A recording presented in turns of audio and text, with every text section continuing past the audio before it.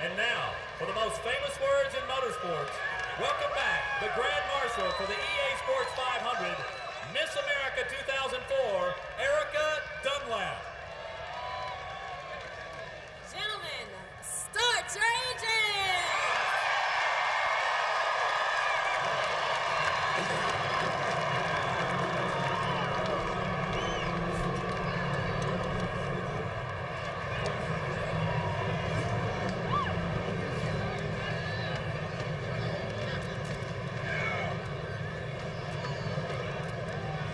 Nice to see Krista and Robbie Allison here today, Davies kids. Had a chance to speak to them earlier. They're growing up nicely. The final moments of calm for the drivers before they charge into the storm of a Talladega race.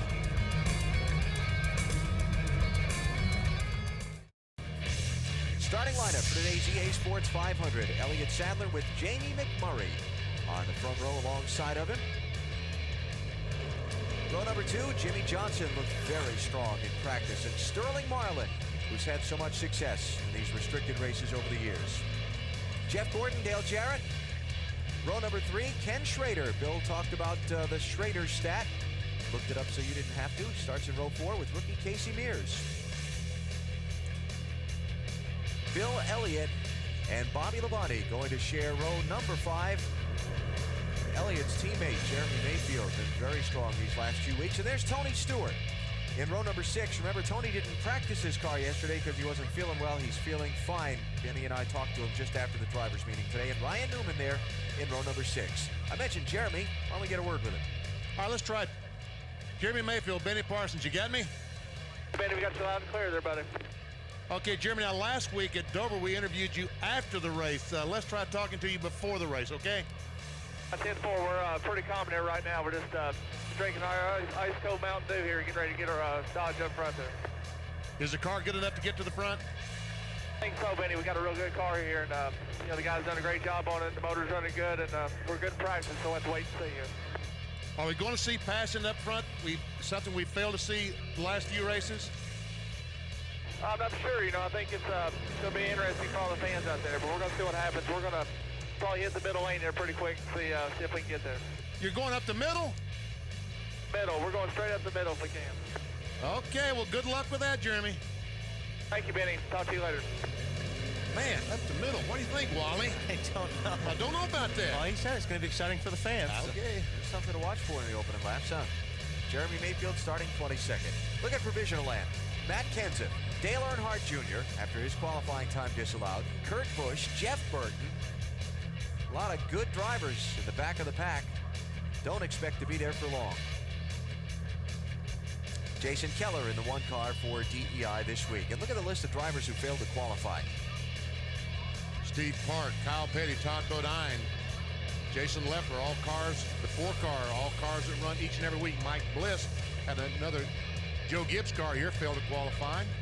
Ryan Newman and Jason Jarrett will go to the back of the field because they changed engines during the race weekend, so they'll start at the back. The Winston Victory Lap program saw Bobby Allison as part of the pre-race ceremonies earlier. Terry Labonte's Winston Cup championships of 1984 and 96. Also being recognized on the pace laps as he takes a ceremonial spin around the track out in front of the field.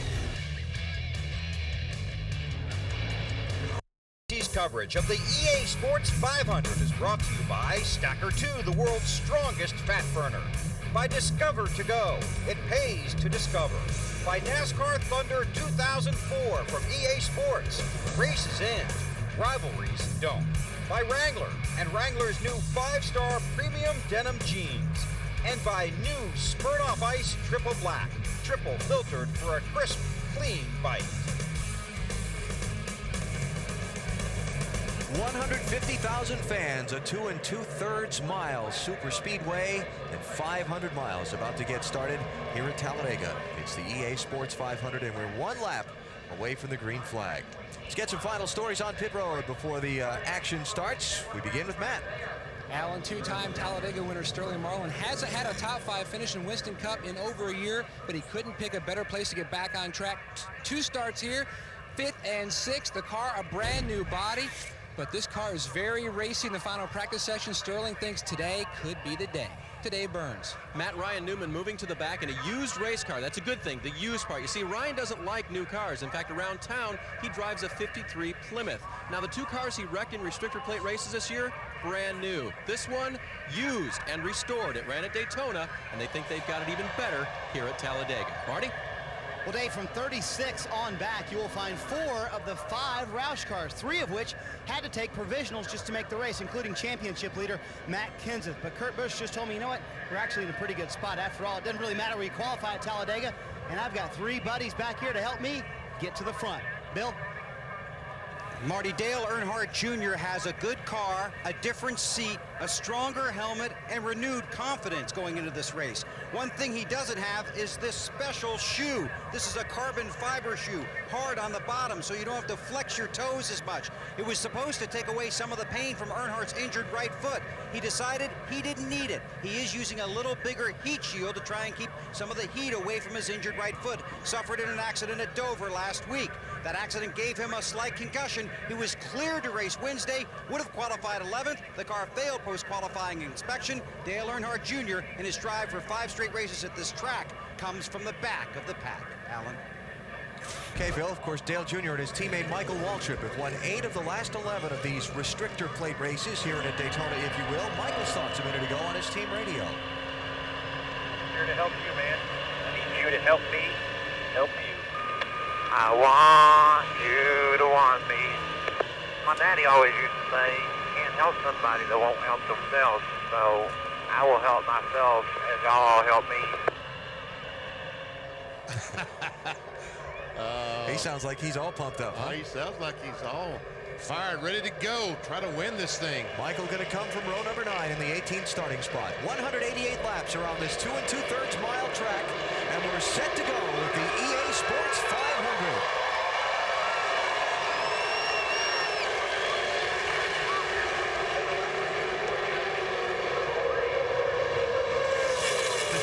Sure doesn't look like an advantage there yet.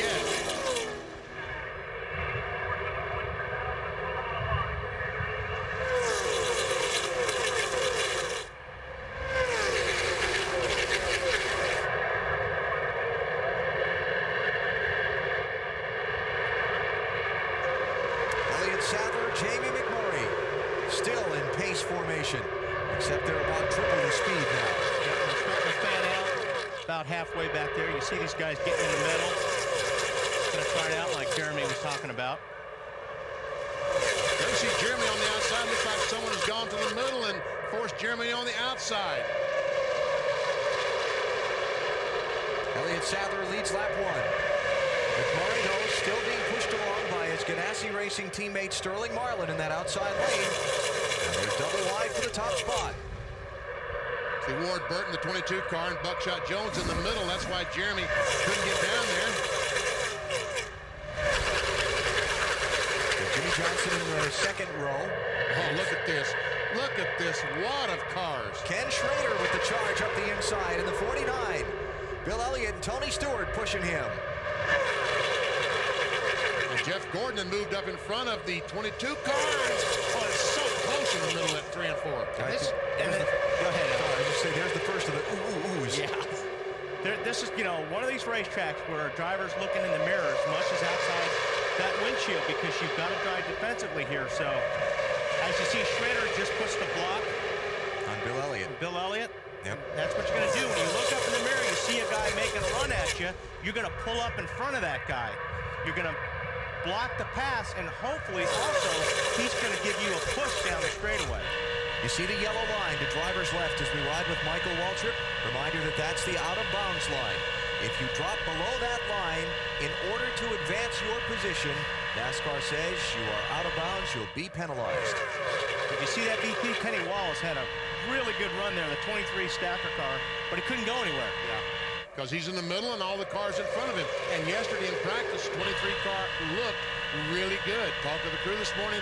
They were very happy, thought maybe this could be the day that Kenny Wallace wins his first NASCAR Winston Cup event. And Schrader looking around Jimmy Johnson there at the bottom of the racetrack. And as As we watch coming from the back, Dale Earnhardt Jr. has picked up a drafting partner. It's Ryan Newman that is in behind him. Jr.'s up to 29th after starting in 38th. To the point, Jamie McMurray in that outside lane move. McMurray leads, Marlin is second, Dale Jarrett third, and pole sitter Elliott Sadler is fourth. And behind that, it's anybody's guess.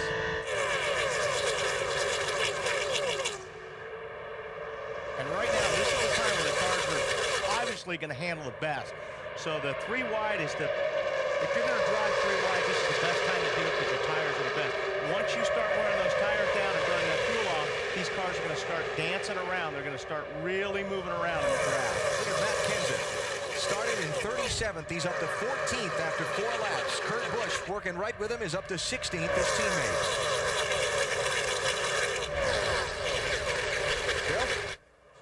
Dale Earnhardt Jr. and Michael Waltrip trying to remain running nose to tail. But as soon as they got in those positions, the spotters called down.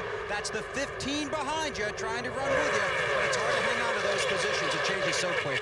Yeah, Ryan Newman got in between them, Bill. Ryan's trying to hang on to Junior and keep that run from the back going forward. Well, the 8 car there, everyone in the garage area knows that that car is fast at these racetracks. When we walked through the garage area this morning, probably the most often asked question of us, how many laps will it take the 8 car to get to the front? They all feel like he will be leading this thing before the day is over. Oh, he's going to try the middle. It's behind Ricky Craven. You can hear him get out of the throttle there. Again, he had a really good run, but there's just nowhere to go. And Junior's back around 34th.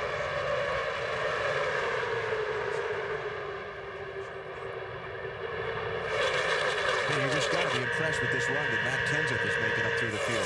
Junior's kind of getting bogged down in traffic, but Kenseth is now up to 11th. Check him out, the black car there, center of the screen, Smirnoff Ice logo on it. That's Kenseth, and the car behind him, his teammate Kurt Busch in the 97. Got to have friends in this race. That's one thing about it. If you're going to work your way through traffic, you have to have guys who are going to work with you. Dave, what are they saying about the 17 car? Well, you know, we talked about the 17 not being that great in qualifying and expecting that. I talked to Robbie Ryan about that this morning, and I asked him, you know, Robbie, why is that you guys didn't work real hard on your qualifying package this year? He said, we focused on other things. We focused on the things we weren't doing well, road courses and 1.5-mile tracks, and they've improved their average finishes there. This we thought would not come to us because we control so little here on this racetrack where everyone's running neck to neck all day long. Marty?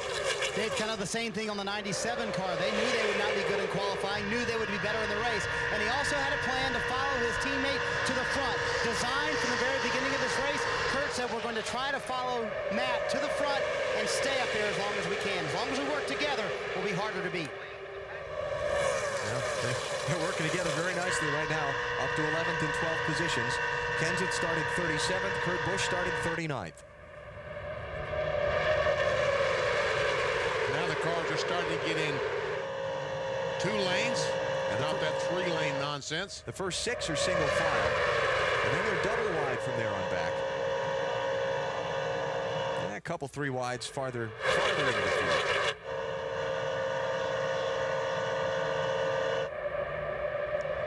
See Kenseth behind Buckshot Jones.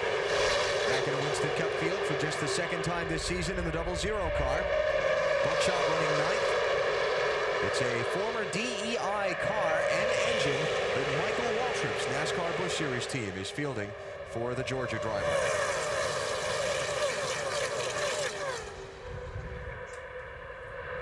Last time by, just 3 seconds between the leader, Jamie McMurray, and the last place car of Jason Jarrett. Check that out. Now the leader's pit. Matt Yoakum, what do you got on McMurray for us? Well, when he looked in his mirror out and saw that his teammate Sterling Marlin had pulled in behind him, he said to his spotter, "Where in the mirror?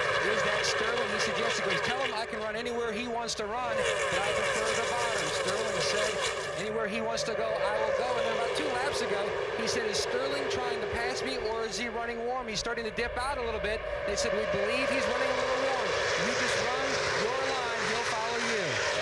And the reason he asked that is because sometimes the guy behind you may not be able to run the bottom line, so he has to move up, and you don't want to get past if the guy moves up behind you in 7 or 8 or 30 guys go with him. So you want to know where that car behind you is running. You want to help him so he can help you. 10 laps complete. I want you to remember to make note of who leads at lap 50. If you'd like to win a trip to New York City and work as a special correspondent at this December's Winston Cup Award ceremony, know the driver who leads at lap 50 for your chance to enter the NASCAR Big Apple Sweepstakes. Anything happens, we'll come back live. For now, we take a break from Talladega. Oh, trouble.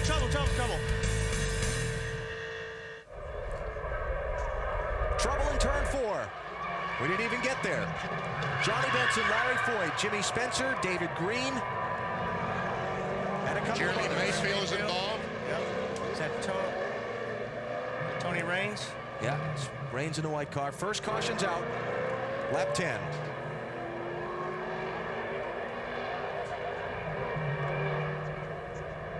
And remember that there's no more racing back to the caution, so this is the point that NASCAR has to determine what order the field was running in as soon as the caution comes out and set the cars back in that order before they come to pit road. And that's obviously going to be a huge problem here today because they're all absolutely. 2 wide and 3 wide. Yeah.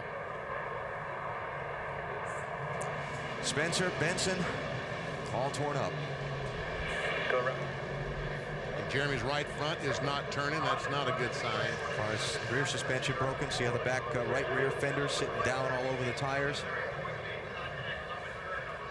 There's Larry Foyt.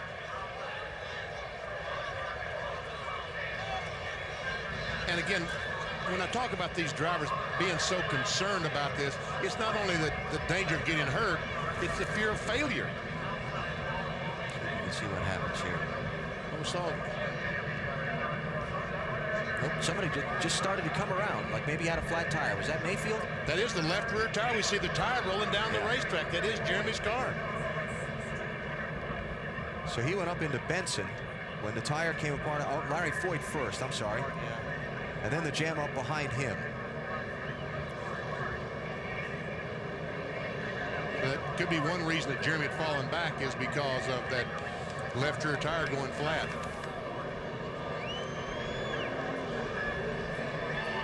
Don't get any one-car crashes here at Talladega, not very often anyway. 6 of them there.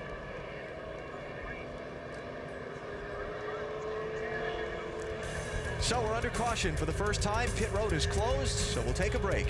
You're watching NASCAR on NBC.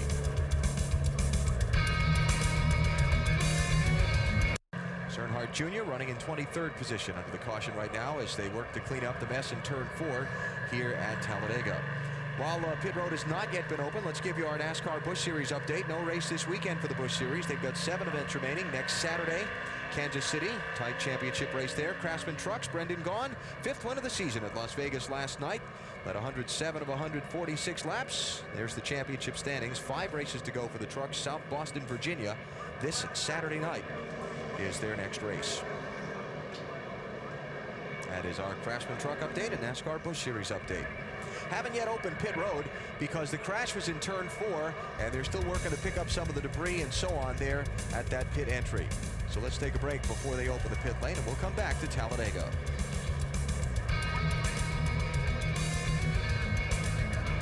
NBC Sports live at the Talladega Superspeedway where the EA Sports 500 is under caution, and here comes the opening to pit road. First opportunity to get service under this yellow flag for the field. Dave? Casey Mears said, my car's a little bit tight, but nothing I want to change. No tires ran through his pit stall. They have to push him back. Now they can start fueling it before they send him away. Marty? Sterling Marlin already leaving, Dave. Fuel only for the car. The car has been excellent. This will help their fuel mileage today, Matt. There was some debate on the Ganassi radio about whether to pit or not. They finally decided to pit. 4 seconds of fuel for Jimmy McMurray, Bill. Still waiting on Dale Earnhardt Jr. to make it to his pit stall. He finally did. The front of the car is bashed in. The radiator screen is all torn up. Now they're going to go around to the right side, put on right side tires, topping him off with fuel. They bounce back and forth between tires or not. Now they're going to end up taking 4. So it's going to be 4 tires for Junior. He was so late getting down pit road that went ahead and decided to make the entire change. But you can see the front of the car knocked in. Dave. Bill Elliott's radio was hung open during the last run. Then it came unconnected altogether, so they're putting a new radio button in there to try to help Bill communicate with the pits. They could not hear him during that entire first run. Matt? A traffic jam somewhat, Dave, here on pit road. The 32 of Ricky Craven tried making his way into his box. He was pished off. Then he was rear-ended. Then the 98 of Jason Jarrett also involved. Cosmetic damage to the back of Ricky Craven's Pontiac. So I'm guessing that's who the 8 car ran in the back of is 32, because I'll tell you what, that hurts the aerodynamics of that car badly. Yeah, Christian Fittipaldi and Jason Jarrett also were involved in that stack up on pit road. So it's apparently the first set of pit stops has been fairly chaotic here. It's a pretty big hole that they have to fill there right in between the hood and the bumper. See if we can take a look at what happened. We're riding with Dale Jr. here. It's behind Jeff Green. Dale Jarrett came out of his pit box up there on the left. A lot of guys checked up in front of him. That's the problem when you're going down pit lane and you're that close to a car. You can't see what's happening 2 cars ahead. So if somebody checks up in front of you, unfortunately, you're going to run into them or get run into. And no one is really going to change tires or just 2 tires, fuel only. So you have cars leaving the pits by the time that the back of the pack gets to their pits. Because they're not taking much fuel. Exactly, just 3-4 seconds of fuel. Now I want you to remember the spring race here at Talladega. Dale Earnhardt Jr. was involved, got some damage in that big lap 4 crash, and came back and won the race. He made 17 pit stops in that race and still came back and won. We'll see how many pit stops they make here. We'll see what the results like at the end of the day. Early caution is out in the EA Sports 500.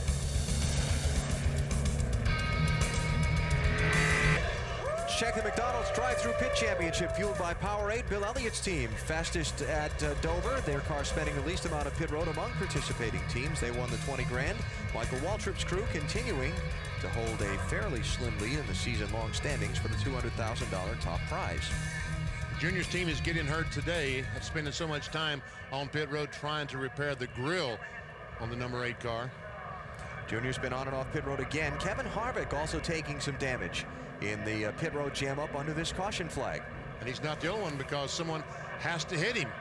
There we see Mike Wallace in the 09 car trying to get to his pit about the same time that Kevin Harvick in the 29 car is leaving, and so therefore we have a collision. Go hard. Whoa. Go hard all the way out. Hey, and when you're told to go, you go. Yep. So the drivers cannot see out of these cars real well when you leave the pit, so you're really relying on your crew to find you an opening. There's Dale Earnhardt Jr. Bill Weber told us a minute ago that they have taped a screen over the grill opening, but taped it. They wanted to rivet it. They didn't have time. And that could be trouble, because if that screen blows out, that's really going to hurt the aerodynamics of that car. That screen actually helps the downforce and the drag on that car. So if that screen blows out, it's going to be really bad for that car. And we always kid about 200 mile per hour tape, and sometimes it's only 150 mile per hour tape. Let's put it through the test, right? Yeah. Jamie McMurray leads. Elliott Sadler is second. Sterling Marlin third. Dale Jarrett fourth. And Ken Schrader fifth off the pit stops. Then Buckshot Jones, Ward Burton, Jimmy Johnson, Mike Skinner, and Jeff Gordon. It hasn't taken long for them to get side by side. Boy, they are really strung out on that restart.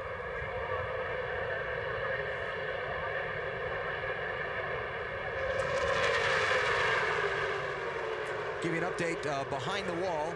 Jimmy Spencer, Jeremy Mayfield, Larry Foyt, David Green, and Johnny Benson. After the crash, Foyt is going to be transported to a local hospital by ground for further observation.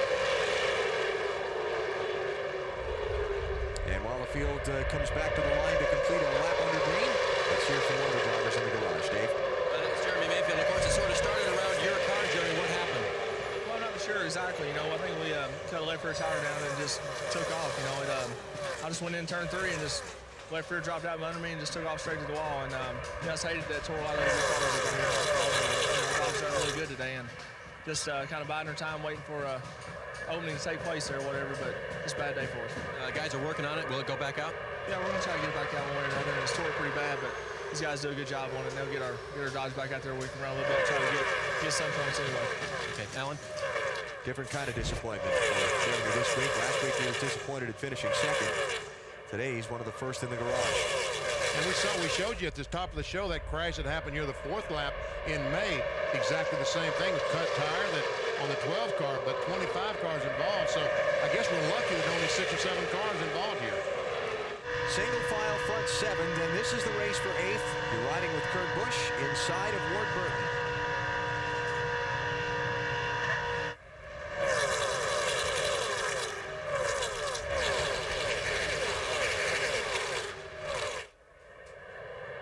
Break out of line. Buckshot Jones with a move to the outside of Ken Schrader. Jeff Gordon going to get in behind Buckshot. More of the cut loose there. More of the drivers in trouble in the early crash, Dave. Jimmy Spencer was in there. Jimmy, describe what you saw and what happened. The 19 car got into the wall, you know, so then somebody got into him, and it's Talladega, man, you know.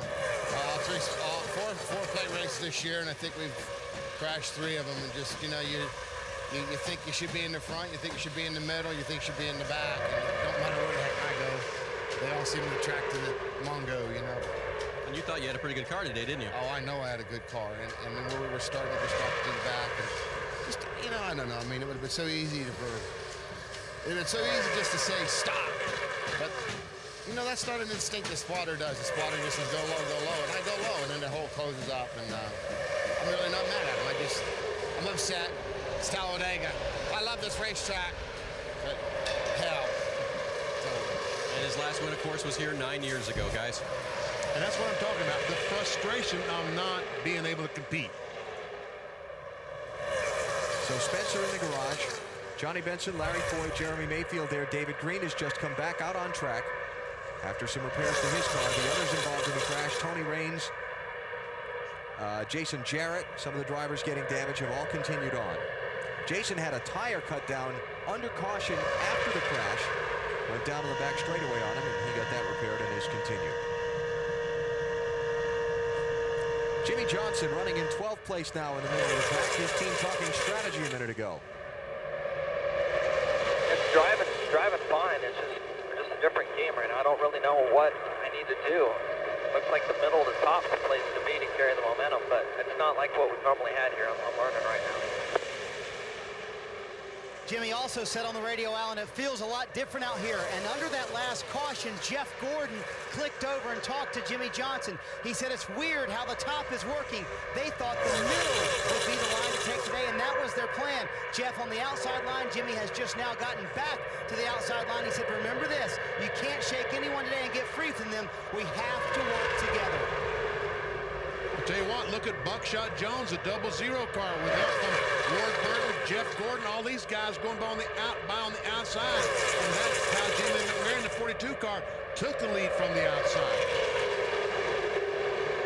Buckshot Jones looking for the lead in his second race of this season. And he got it at the stripe that time. That time by 0-0 was the leader.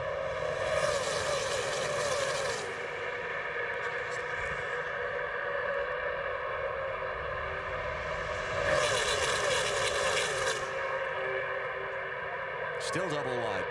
And triple. And look at the pack behind him starting to fan out. Not in this lead pack. Way back there, Dale Jr. The drive for 5 has got a little bit of a problem right now, Bill. Yeah, just not having a good time right now. He just radioed into the car. Is no good on the straightaway. Getting a look there to see if that screen's still in the car. You guys would probably have a better look at it than I do from down here. But just says the car's no good on the straightaway right now. Can't make any ground up. Not too happy. Tough to see. It looks like the bottom part of the screen, I don't know if BP will take a look at it when it comes by this time. Looks like it's blown in, but I don't know. It's hard to tell. In fact, NASCAR race director David Hoots has just passed to the inspector, the official that's stationed in the A-Team's pit, to tell them to work up a plan to fix that damage for their next pit stop. you see the grill there. See the damage on the grill and where they tried to tape it. And like Bill Weber was saying, they tried taping the screen on. Bill, you got more there?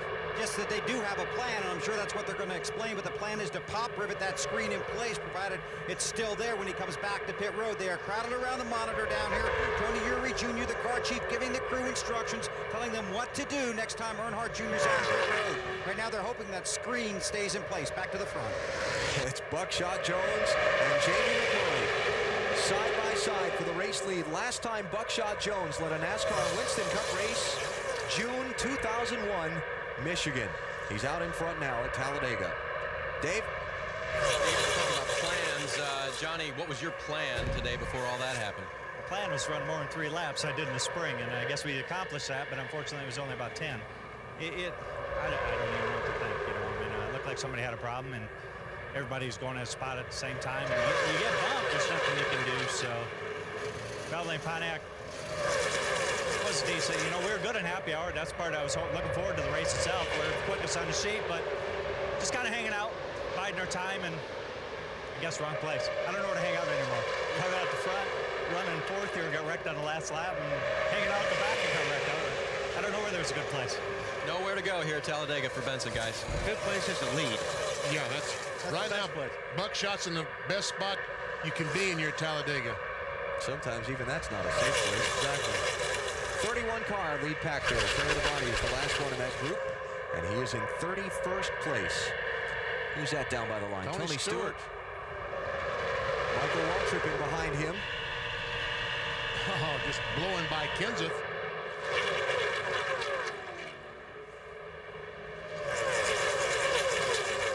Is that Jeff Green right at the very top of the racetrack? Yes. Oh, 4 wide. How about Tony Stewart, Marty? One of the things that happens in these big drafts, Alan, is that the car will sometimes overheat. That was the case for Tony Stewart before the last caution. It shot up to 245 on the water. They came in, took some tape off. Water is back down now. Car running much better. And both Benny and I talked to Tony Stewart this morning. He's feeling fine, hoping for a win today. Bobby Allison joins us in the booth when we come back to Talladega after this. It's the EA Sports 500, Talladega, Alabama. Live on NBC Sports. Buckshot Jones is the leader. Jeff Gordon is second. From there on back, well, they're just in a big old pile.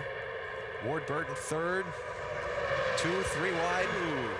And getting close. That was close. Yeah, Mark Martin was third last time by. He's now back about 5th or 6th. And make that 4th. So many years here at this racetrack, we came to watch the Alabama gang. And the leader of the Alabama gang was honored today as part of the pre-race ceremonies, part of the Winston Victory Lap program commemorating the long run of Winston Cup racing. Bobby Allison, the 83 Winston Cup champ, 84 victories, 4 here at Talladega. And the leader of the Alabama gang is in the booth here with us. B.A., how you doing? Doing really good. What a good day this has been. How about that making a lap around the speedway, huh? That was wild, wasn't it? I'm telling you. They had me all suited up and over there in that driver's seat. And you didn't want to pull in, did you? No. Hey, it's a tough deal. Bobby, the Alabama gang, you and your brother and Red Farmer and Neil Bonnet, and of course your sons and so forth. You really had a lot of support around here. You weren't native to here, but you certainly came to be considered an Alabamian. Yeah, that's for sure. You know, we're born and raised in Miami, Florida, and came here as a young man and won my first feature event in Montgomery, Alabama, the second week I was in Alabama. And the people in this state just adopted me. You know, the state is so pretty and the tracks are so nice here right from the very beginning, and I just had a great time here. And you said that was easy money up here in Alabama, huh? Yeah, you know, I mean, the money in South Florida was so much smaller than the money here, and then I ran good immediately, and like I say, got my first feature win second week here.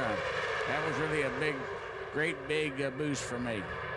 What'd you think seeing the way they've got Jamie McMurray's car painted up here for this race? That is really, really nice. I'm telling you what, Jamie came out and spent some time at the place in Hueytown the other day, and you know, got to talk to him a little bit. I've been watching him this year, and I've been very pleased with his performance, but to spend a little time with him and then see that car painted up like Davy's first Texaco car, just, you know, really, really looks good.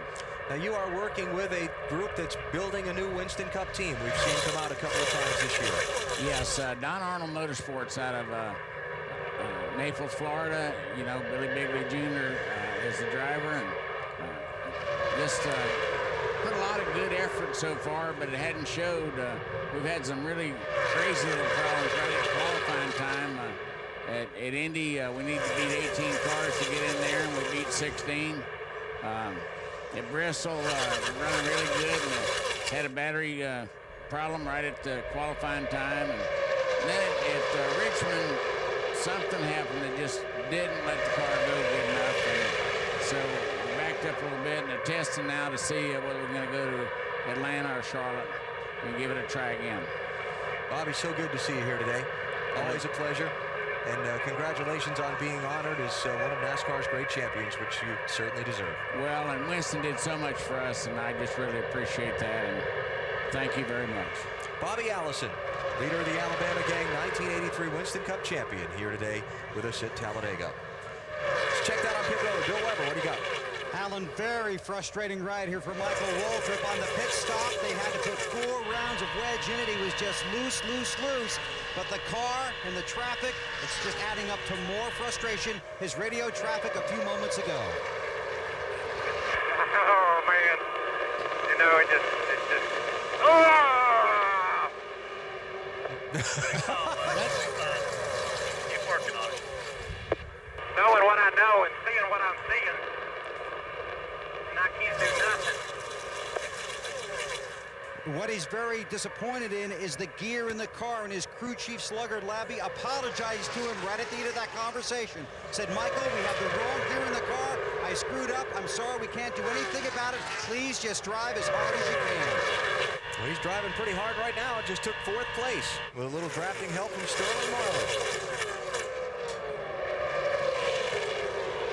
He's driving as hard. Yes, you're exactly right. He is driving just as hard as he can.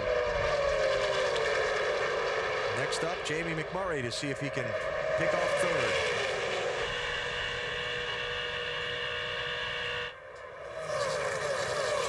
.60 cars, the slow machine on the inside they're working around. David Green beaten up in the lap 10 accident in his car. Whoa.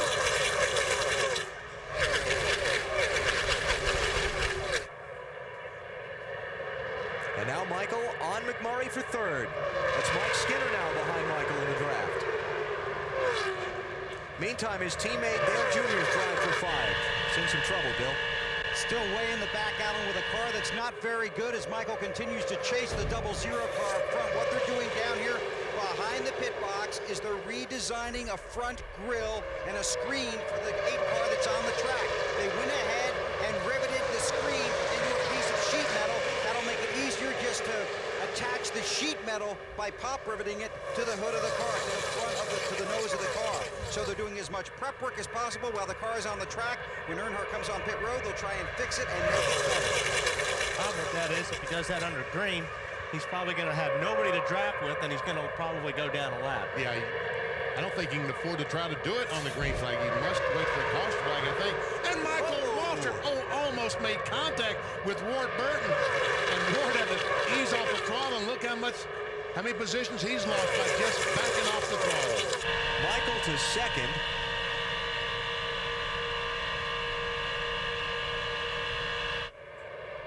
Behind Buckshot Jones, and Ward Burton hanging in there, though now he's caught in the soup in the 3 wide. Hell of a drive, driver. Slugger Labbe talking to Michael Waltrip. Getting more fun, I guess. Mike Skinner Well, underneath Jamie Jamie about McMurray. 11 or 12 laps. For 3rd place. It is busy. And for the lead. Not yet, but here comes McMurray back to Michael's outside. Jamie's with no help, he's coming to the outside. That was a strong move, power move by the 42 car. Mike Wallace in the middle of this in the 09. You're looking back at him from Skinner's car. There's Ricky Craven behind Ward Burton. Who's that? Jimmy Johnson coming up the middle. He's been pushing a lot of guys today.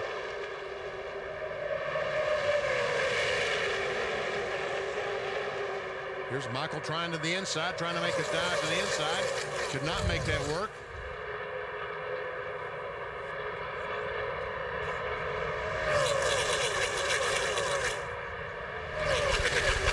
You heard the radio traffic that pit stops are not all that far away, so let's take our break here and make sure we're back in time for them. Buckshot Jones leads at Talladega.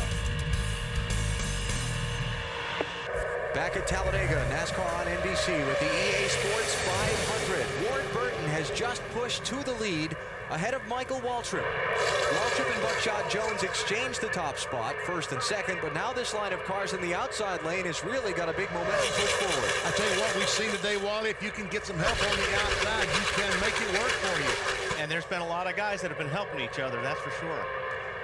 And the excitement of the race for the championship moves from here to Kansas City next Sunday on NBC at 12:30 Eastern Time. Then a Saturday night race in Charlotte as we check the Wendy's race menu.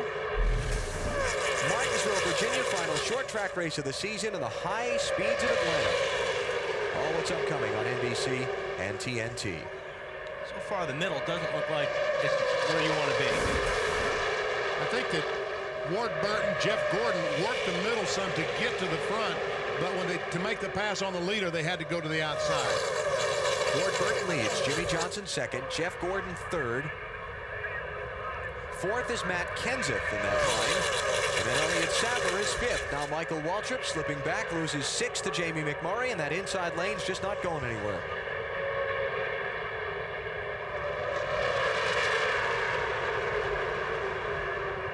And this got to be one of the things that's frustrating to the drivers, besides the traffic and the close calls, about this is the way these drafting races run. You can go from 30th to first to 30th to first 5 times in a day. Well, you know, Ward Burton just had his buddy, the 48 car, Jimmy Johnson, push him to the front. But now that he's in the front, Jimmy Johnson's doing everything he can to get by him. Yeah, exactly. So, you know, he was a friend a lap ago. Now you got to watch your mirror because he wants to get by it. So, and he's got, Jimmy Johnson's got his teammate behind him, Jeff Gordon. So Ward's doing some mirror driving, and that's what you got to do if you're going to protect that spot. On board Matt Kenseth. Last time by running in fifth spot, he has his teammate Kurt Busch, the 97 car, right behind him. And the 38 had gone by Kenseth, but now Matt moves up on the outside, hoping that Kurt will go with him. They can work their way to the front. Boy, don't you know Kenseth would love to lead this race, get those 5 bonus points for leading. What he'd love about leading this race is that's the best place he can be to avoid trouble. Yeah. I mean, it's just so important here to have a teammate that will work with you. It's just crucial. You can't do it without a good teammate. And a good teammate will bump you like that on the straightaway. Note what you said, on the straightaway. On the straightaway. One of the things NASCAR talked about in the drivers' meeting this morning was make sure you're not bump drafting in inappropriate places. Now, another thing. This is fine. That's fine. That's good. That's making you go faster. Absolutely. That's what you want to do is right down there. Now you got to back off. And you got to let the 17 go, let the air get back on the rear spoiler. You don't want to stay right on that bumper because if you do going into the corner, you're going to make that guy that you're following very loose. Another thing that NASCAR talked about at the drivers' meeting this morning, and this came to be the biggest topic of discussion, the entrance to pit road. Remember the new pit rules put into place after the New Hampshire race when Jeff Gordon tried to pass Michael Waltrip to the left coming in and ended up with Jimmy Johnson's crew over the hood and roof of his car. NASCAR says no more passing to the left on pit road once you pass the line where pit road speed limit begins. But when they pit under the green at Talladega, they come in packs, in bunches, maybe 15 and 20 of them at a time, and they'll come in 2 and 3 wide. And NASCAR said when you get to that line, you'd better be in single file. Instantly, hand shot up in the air. Drivers asking all kinds of questions. We'll finish that in a minute. Bill, you got something there? Buckshot Jones, the first of the guys running up front on pit road to right side tires and fuel. No chassis adjustment. Was trying to stay out to match the pit stop of Michael Waltrip. Couldn't do it. Burns. The 9-car Bill Elliott out and off of pit road. 2 right side tires. No chassis changes. The radio was changed and now works for Bill. There's Ward Burton in. Was leading just a couple of laps ago. Tony Stewart's also in. Concerned about the water temperature. We talked about, Alan. It went up to 250 on that last one. They pulled the piece of tape off a little bit tight. 2 tires, no adjustments. Matty? 2-tire change for Ward Burton. A little bit of trouble on the fueling. And he's down and away. Wow, terrible pit stop by Ward's guys. Tony Stewart came in behind him and is going to leave 15 car lengths in front of him. These guys get single file. Yeah, let's see if this will be amazing. There's one peeling off. Nope, they come by for the most part. Well, now here You definitely do not want to run out of gasoline in all this pack. Right.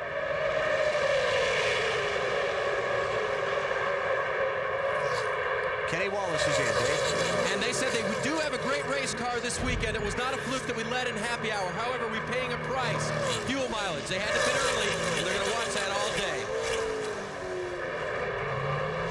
Okay, look at the guy's hands out the window. There's going to be a lot of guys coming in the pit lane this time. So here comes the big jam.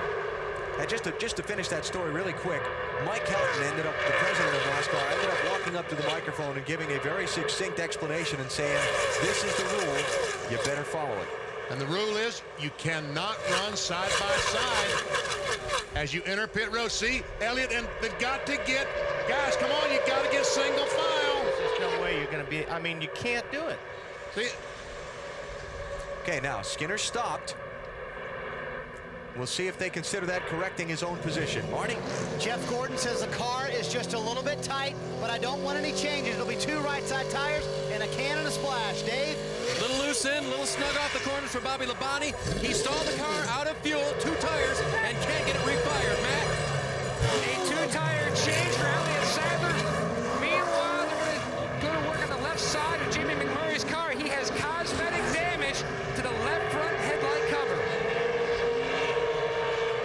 Dale Jarrett, Sterling Marlin, Mike Wallace, Casey Mears, Jamie McMurray, Mike Skinner, Bobby Labonte, all leaving pit road.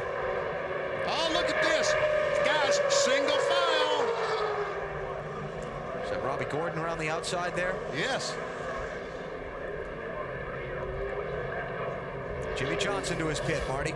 Having an excellent run, Alan. The car just a little bit tight off of 2, but they decide to make no changes. 2 right side tires. Chad Canal said go on my call. They get it full of fuel, waiting for that to happen. They say the signal's go.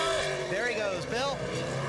Michael Waltrip on pit road, 2 right side tires. They're going to wait on the fuel. Slugger told him, you wait on me, trying to pack it full of fuel. Fuel pouring out. Now he's got it. He's on his way. 2 stalls in front of him is Ryan Newman. He's on his way with 2 right side tires and fuel as well. Kurt Busch, Rusty Wallace, Mark Martin, Dave Blaney also pitting there. Dave?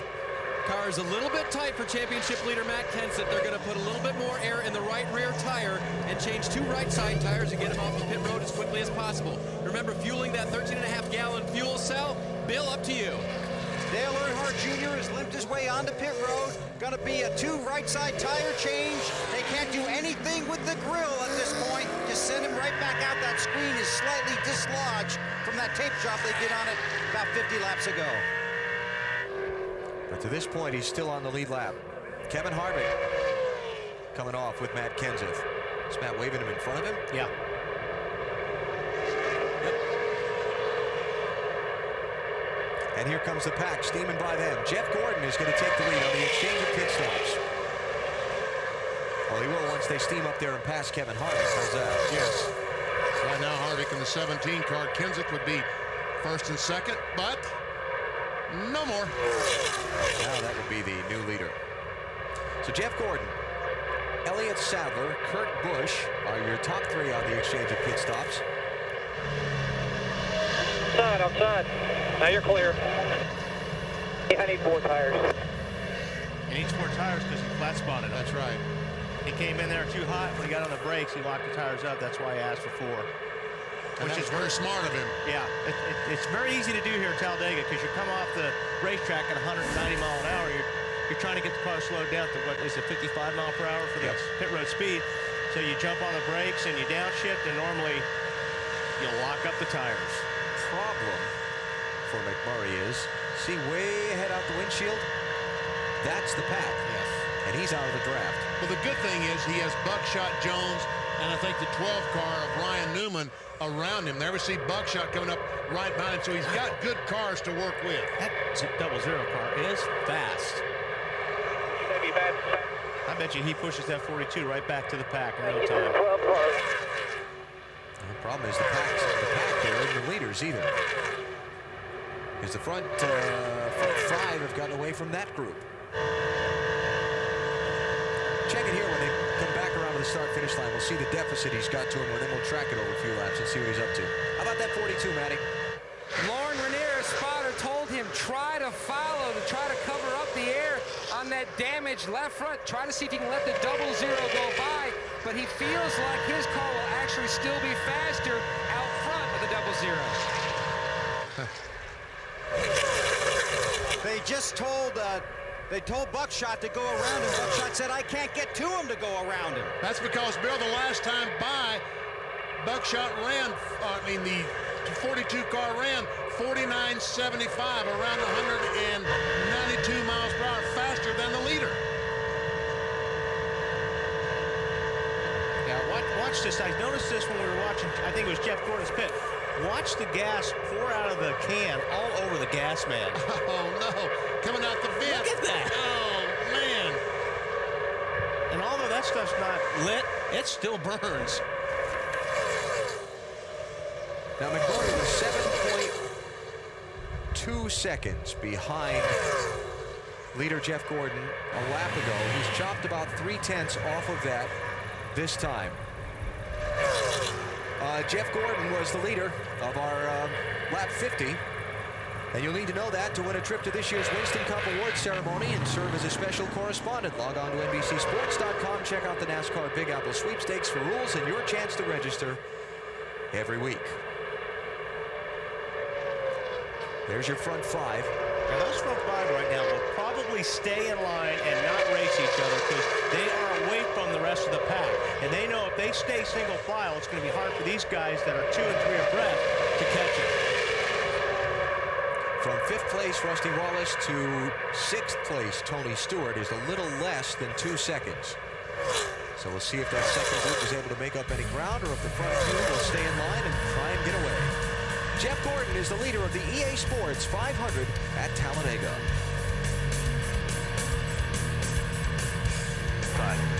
Just past 150 miles of the EA Sports 500, Talladega Superspeedway in Alabama. Jeff Gordon is the leader. 33 of the starters are on the lead lap. And there's your first car 1 lap down. Dale Jr. just overtaken by the front runners. Jr. getting the nose of his car knocked in on the first set of pit stops that came under caution back in lap 14. And now he is in position to get the lucky dog pass. Remember, under NASCAR's new rules, the first car in scoring not on the lead lap at a caution gets the free pass around. We want to know what you think in our Singular Wireless Race Talk poll. The lucky dog pass has little impact on the race. Nobody should get a free lap back, or I liked it better when they raced back to the caution. Well, sure had a big impact last week because Ryan Newman got a lap back, and guess what? He went on to victory lane. And the reason we wanted this to be our Singular Wireless Race Talk poll this week is because most of the discussion that I heard after Dover, fans, competitors, and the like, was that everybody liked not racing back to the caution, thought that was a great move for safety, but people weren't sure what they thought about giving someone a lap back. Some people said you shouldn't be given anything. Some people said it was a great thing. So we want to know what you think. Dale Jr. would be in favor of it right now, I can tell you that.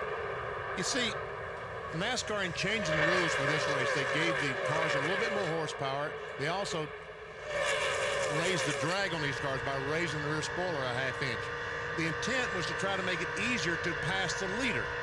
In other words, Elliott Sadler should be able to drive by Jeff Gordon. I have not seen any evidence of that. When they get in single file like they are now, the second place car doesn't appear to me like he can pull out and pass. There's that screen we were talking about earlier. That 200 mile per hour tape didn't work. Didn't work. No, it's ready to blow off the car altogether. Oh, like Benny said before, it's only 150 miles per hour tape. But you're right, BP. It still comes down to you're going to need help. You're going to need guys to work with you in order to pass that guy that's leading that race. And that looks like that second group has caught Jeff Gordon. Dave Blaney in the 77 car pulled that back up right on the back bumper of Rusty Wallace. Well, they finally got single file. And you're right, they ran him down. Dave, what are they saying about Dave Blaney in the 77 car? Well, they came in early and did a fuel-only stop, but then he was a little bit loose in the outside line, so they made a wedge adjustment. It appears to have helped the car, and as you said, brought that whole bunch of them up to meet the back end of Rusty Wallace there. Whoa, what was that? That was an attempted block. Yeah, Blaney up to the outside of Kurt Busch. You were talking about when Jimmy Johnson moved to the inside. Who was that? Rusty? He was trying to get around? I couldn't tell. I think it was Rusty. I think it was 97. It sure looks like it was. It looks like the 97 had to get off the throttle for something. If he was running third when they went by the start-finish line, he's now back to about 8th or 9th. Yeah, that was great. Remember, Jamie McMurray had to take 4 tires and fell way back. He's cut the deficit he was to the leader in half, Matt. Running in 22nd, Alan, down in the 42 pit. Jamie telling his team the car is really tight. Car chief Mike Brill took a backup nose section. They have trimmed it up to get a headlight cover, so if we do get a caution, they're going to try to repair that damage. Left front headlight cover. The car really tight. But it's fast. The pack is really tight. Yeah, that's right. They've come back together after the pit stops. Michael Waltrip and Sterling Marlin got together and drafted up to the front of the field earlier. Here they come. Sterling in the silver 40. Michael with that big Napa logo on the hood of his car.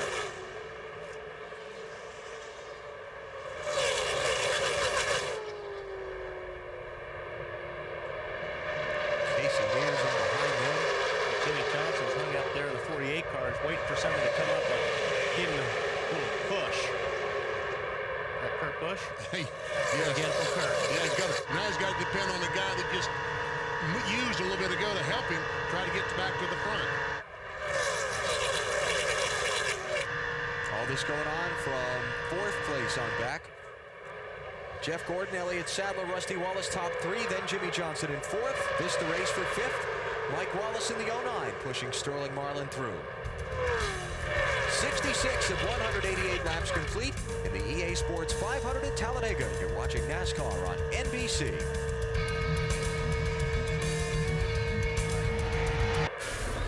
The EA Sports 500 at Talladega Superspeedway. Incredible competition. That is the lead pack. And it is 28 drivers deep, separated by less than 3 seconds from front to back. Jeff Gordon leads. Elliott Sadler is second. Mike Wallace is third, fighting for that spot with his brother Rusty. As soon as the 8 car, Dale Earnhardt Jr. was lapped and he got in this pack of cars and they blocked the air for him, then he was just as fast as any of them. Our Stacker 2 NASCAR Winston Cup track fact. This has been a very friendly racetrack for first-time Winston Cup winners. 8 drivers over the years has won. In fact, of those 8 drivers, 6 of them, their Talladega win was their only career Winston Cup victory. Richard Brickhouse, Dick Brooks, Lenny Pond, Ron Bouchard, Bobby Hillen, Phil Parsons, then his brother, all winners here. Davey Allison and Ken Schrader winning here, also had additional Winston Cup victories elsewhere. Who will it be today? Will there be another first-time Winston Cup winner? Highest candidate is Mike Wallace, been shuffled back to 7th spot right now. Right in the thick of it. Now I want you to watch this glob of cars coming by. We normally call it through the field. I'm not sure if we shouldn't retitle it through the pack today, but we'll try. Jeff Gordon is the race leader. That much we know for now. Marty, what's he saying? We'll do our best, Alan. Gordon's car really good right now, going for his 7th career restrictor plate win. A little tight when someone is on his right. That's why he likes to be out front, Matt. Elliott Sadler in tow, looking for his first restrictor plate victory. The car is neutral, but he did say earlier it was free in the center of the corner today. Rusty Wallace changed 2 outside tires, no changes to the car. Yesterday in happy hour, he went to the back, to the front, twice. A good sign for Rusty. 17 car, this says it all. His spotter, Matt Counoff, who you heard about earlier, he said to Matt, I don't know how you do this, man. I don't know how you do this. Bill? Michael Waltrip running back up front. Car's better than they thought it was earlier in the race. Trying to help Junior a little bit, but I don't think that's going to work for very long. We'll see. Matt. The 6th car running in the the 6th position. Mark Martin looking for another Talladega win. The car is neutral. They took on Rice on his last stop, Marty. Jimmy Johnson on that low line. His temperature shot up to 240 a little bit earlier. Needs to get a peek of some fresh air following Kenseth in the line to keep that water temperature down. What a great run by Mike Lawson, the 09 car. The car is really good. He's just riding, biding his time. They took on right sides in the last stop. Sterling Marlin running in the 10th position. He has finished 5th and 6th in his last 2 Talladega races. A little bit loose next time. They will take 2 tires on the next stop. Left tires on the next stop. Bill? Ricky Craven's car's running well. They did take a little tape off the nose when he stopped to try and help the temperature rising. They wanted to try and keep it a little bit cool, get a little bit of air in there, Marty. Well, on the ever-changing things, Kurt Busch has shot back up to the 9th position. Car very good. No changes on the last stop. On their next pit stop, they expect no changes then as well. And 4 tires, Matt. Kevin Harvick bouncing back from that early damage for the contact on pit road. Hasn't said anything since his last stop when they took on right side tires. Meanwhile, Ward Burton looking for his first top 5 this year. Car was good on the first run, but since he stopped, took on those right sides, he has picked up a bad push, Alan. We put the telemetry in there, the real time where the guy's running at the moment, and that shows you just how it is here at Talladega. We saw Kurt Busch go from, what, 12th to 8th back to 9th, all in the course of about 9 seconds, where he actually was on the racetrack. Jeff Gordon is your leader. We're just at 200 miles in the EA Sports 500, not quite to halfway. Caution flags, just one came out earlier, lap number 10, when Jeremy Mayfield cut left rear, collected a few other cars. Mayfield, Spencer, Benson, Larry Foyt in the garage, the only cars out of the race so far. You're watching NASCAR on NBC.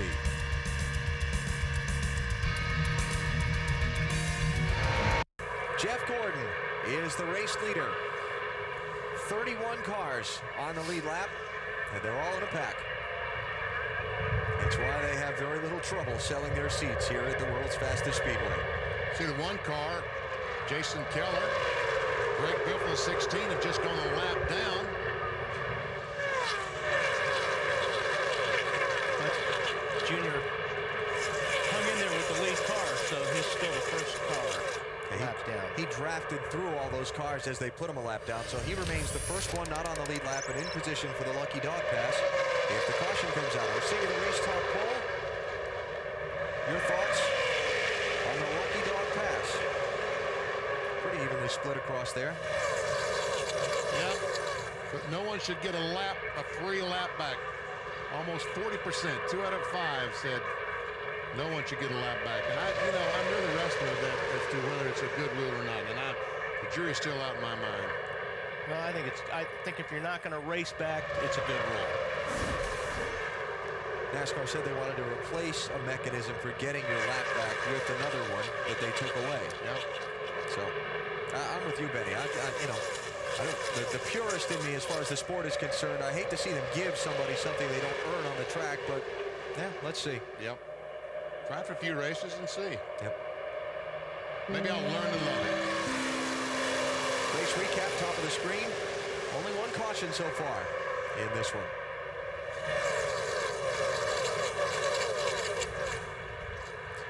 Going to be coming up on some pit stops again in another 10 laps or so. Most of the leaders were in at lap 50, 51, 52. Get 38 to 40 laps on the tank of fuel. Some of them can, and some of them, that's a real concern. The caution flag, that early caution flag might have solved some of the team's problems, but a lot of concern about at the beginning. Only about some cars could get 33, 34 laps. What about the 24 car? What are they thinking, Marty? Well, Jeff Gordon's going to come in at about 7 laps, Benny, so that means some of the cars that cannot go as far as the 24 bunch, as the 24 bunch gets up in their pit stall, they start getting ready for their pit stop. Some of the cars will come in as early as 3 to 4 laps from now. And that could be a problem in that period between the time the first car start pitting and the last car pits, because I don't think they can pit, change a couple of tires, and not get lapped. Very close. See Michael Waltrip making some moves in traffic, trying to get back up toward the front. Sliding up in front of Kevin Harvick. Now Jamie McMurray moving up to try and get the draft from behind. Racing there was Kurt Busch for 6th place.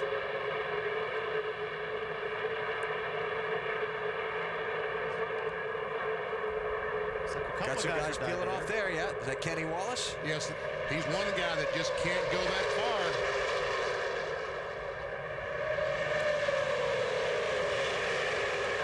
Ken Schrader is in. Kenny Wallace is in.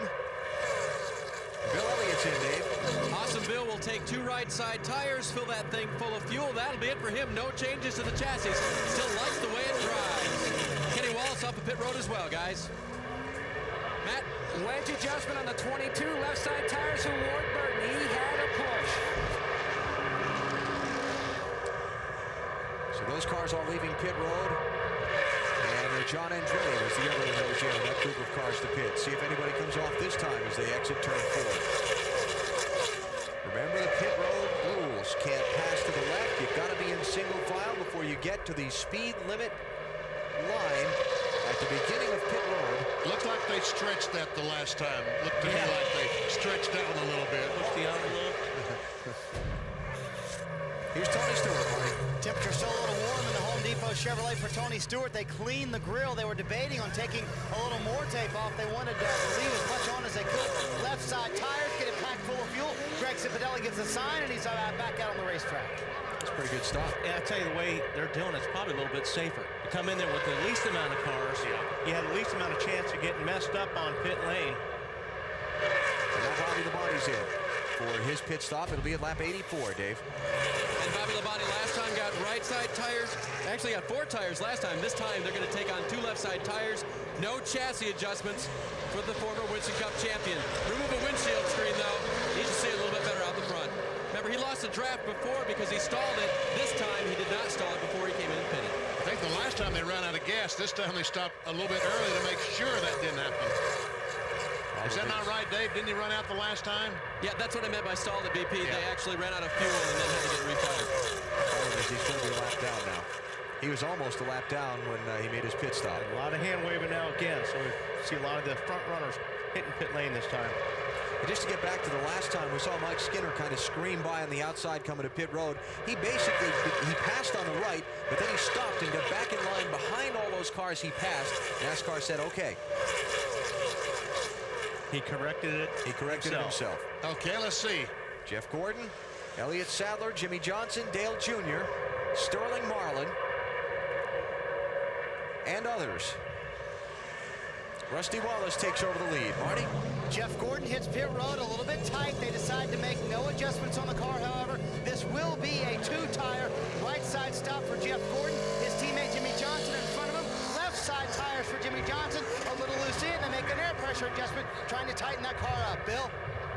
Dale Earnhardt Jr. at a very odd angle, but his car looks legal in that pit stall. Cars having to go around him, including Buckshot Jones, who's now at a bad angle in his pit stall. Junior's going to have to back up. He's going to maybe block traffic, try and work his way out. That was ugly. Man, Junior cannot catch any kind of break today. He has trouble getting this pit box, and now couldn't get out. Had to be backed up. He's going to lose the draft again with the lead cars. Mike Skinner. He was just coming off pit road. Something happened to him when he left. Championship leaders in, Dave. Right side tires for him, Alan. No chassis adjustments, no air pressure adjustments talked about. Matt likes the way the car is handling. Just a little bit worried about guys getting around the lapped cars not in line. That was his only concern on the track. Bill? Michael Waltrip and Ryan Newman came down pit road together. The crew chiefs talked it over. It's left sides for Waltrip. It's also left sides for Ryan Newman, who has 2 pit stalls in front of him. The tear off from the windshield, full load of fuel. The 15's on its way, and so is the 12. Kurt Busch was also on and off pit road. Jason Keller, Joe Nemechek on and off the pit lane. Rusty Wallace is still the leader. Here he comes to pit road for his stop. That'll put Kevin Harvick out in front, followed by Ricky Rudd and Robbie Gordon. Wallace is in, Dave. Right side tires for him, no adjustments for him as well. Fill that fuel cell full of fuel. Rusty happy with the way the car is handling. And remember, we talked about yesterday, he was able to run through the pack. Matt? Dave, they're going to make a wedge adjustment on Terry Labonte Chevrolet, and also you see about a hard 2 or 3 crates there. They clean off the grill, left side work done. Stepped in front of that car to clean it off just as he was getting ready to go, huh? Mike Skinner's been back in. Bill?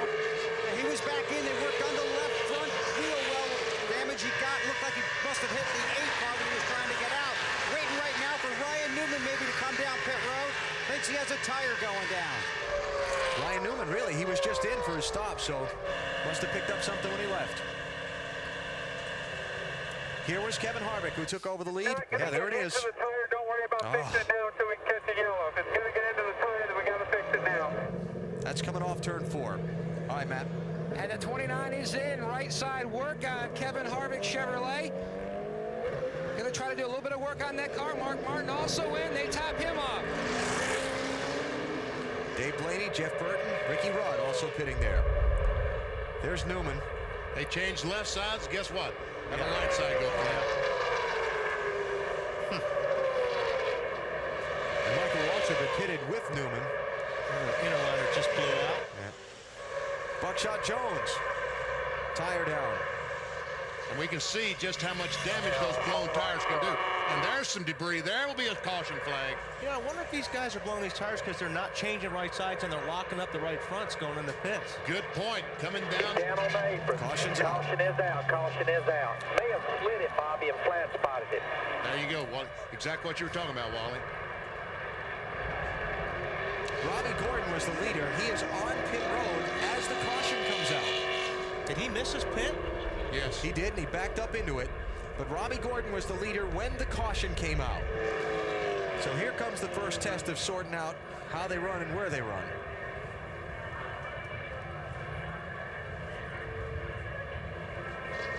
As Jeff Gordon brings the rest of the pack. I think Jeff Gordon's going to still be the leader. How about that? Stop, get your pit stop, change tires, and still be the leader. The word for NASCAR is Robbie Gordon is the leader. They will put the pace car in front of him. He hadn't pitted. He had not pitted, and when the caution flag came out, all those other cars slowed down, and he had to back up, but basically while they slowed down, that gave him an advantage. Well, that'll be the first instance to go back and study as they, for applying the rule over the weeks, is how that played out. Now it looks like Kenny Schrader is going to be the lucky dog. Earnhardt Jr.'s pit stop, boxed in the pits. Cost him, yes. Cost him because now Schrader, the first car, 1 lap down. Lucky dog gets a whole lap. Lucky dog, you. He'll take it. Guarantee he will.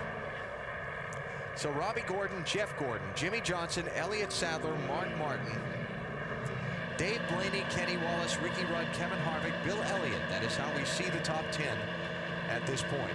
27 cars on the lead lap. By the way, Bobby Labonte did manage to stay on the lead lap after his pit stop. Caution probably helped him there. And the pit road is going to be open here for the lead lap cars. See if there's any takers. They were all just in. Yeah. I think seeing all those tires go down, not sure if I wouldn't come in and change the other ones too.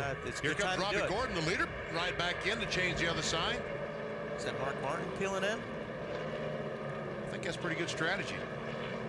Yeah, it looks like Mark and Kenny Wallace. And I think it's good. Ricky Rudd. See if they change right sides. No, looks like they're just putting fuel in some of those cars. Right side's on the 20. Okay, Bill.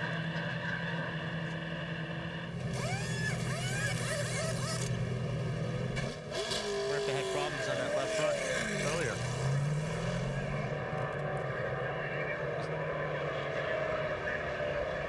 Two cars in, Matt. 4 tire change, baby. The car is tight. They did fix that damage in the left front on the previous stop. They didn't take on any tires. They're going to work a little more on the nose of the car because they feel like that maybe he is getting a little bit of other aerodynamic damage there, so they're going to try to work on that.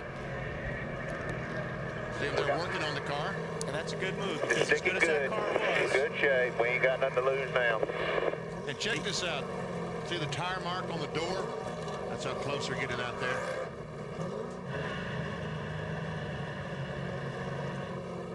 See where it's rubbed up against another. Let's go. That's good there. No problems on the right side, are the Keith. So we're under caution for just the second time in the EA Sports 500 for debris on the racetrack. And Jeff Gordon will now be the leader.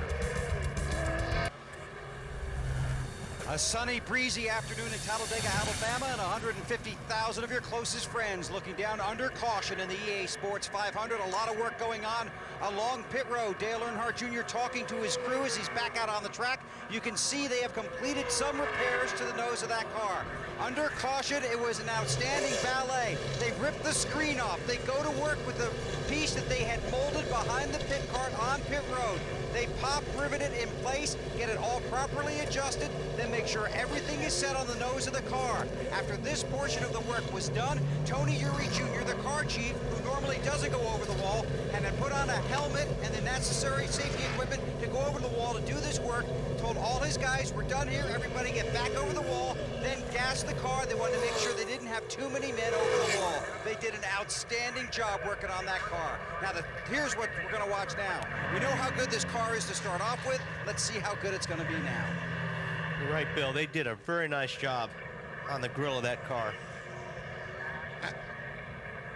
I think the car's going to be good. I think they've helped that car tremendously. Well, he's got to get back in position to get the Lucky Dog pass and get back on the lead lap first. Update our Coca-Cola Racing family standings. Ricky Rudd up in 5th, Kevin Harvick 6th, Kurt Busch also in the top 10. None of them stopped under this caution flag. Dale Jarrett, Bill Elliott, Jeff Burton, Bobby Labonte all on the lead lap. 28 cars on the lead lap, so Bobby is in there. 20 stop? See, the damage is pretty severe to the 00 car taken behind the wall. What, Tony Stewart? Yeah, Tony. Yeah, I think he did. I thought I saw them put right sides on, maybe 4. The cars who pitted under the caution: Bill Elliott, Robbie Gordon, Kenny Wallace, John Andretti, Tony Stewart, Michael Waltrip, Ward Burton, Mike Wallace, Dale Jarrett, Terry Labonte, Mark Martin, Jamie McMurray, Jeff Burton, Ricky Craven. Those are the lead lap cars that pitted under the caution. Jeff Gordon did not, and he holds on to the top spot.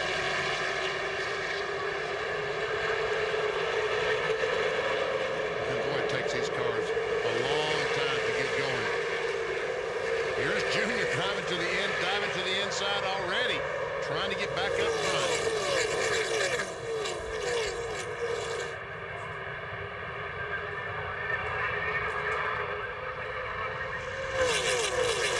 Repair is definitely going to help the straightaway speeds. Yes. It'll help the corner speed as well, because car's going to be more aerodynamically balanced. So all these cars that are at the head of the line right now did not pit under the caution. Whoa! Watch that yellow line, Junior. Don't get down there. Remember, if you cross that yellow line to advance your position, you're considered out of bounds and you're penalized. So where he did it, it's worse. Yeah. You can crash. When you get down on that apron going into turn 3 like that, it really, really upsets the car. It doesn't like that. The car becomes angry.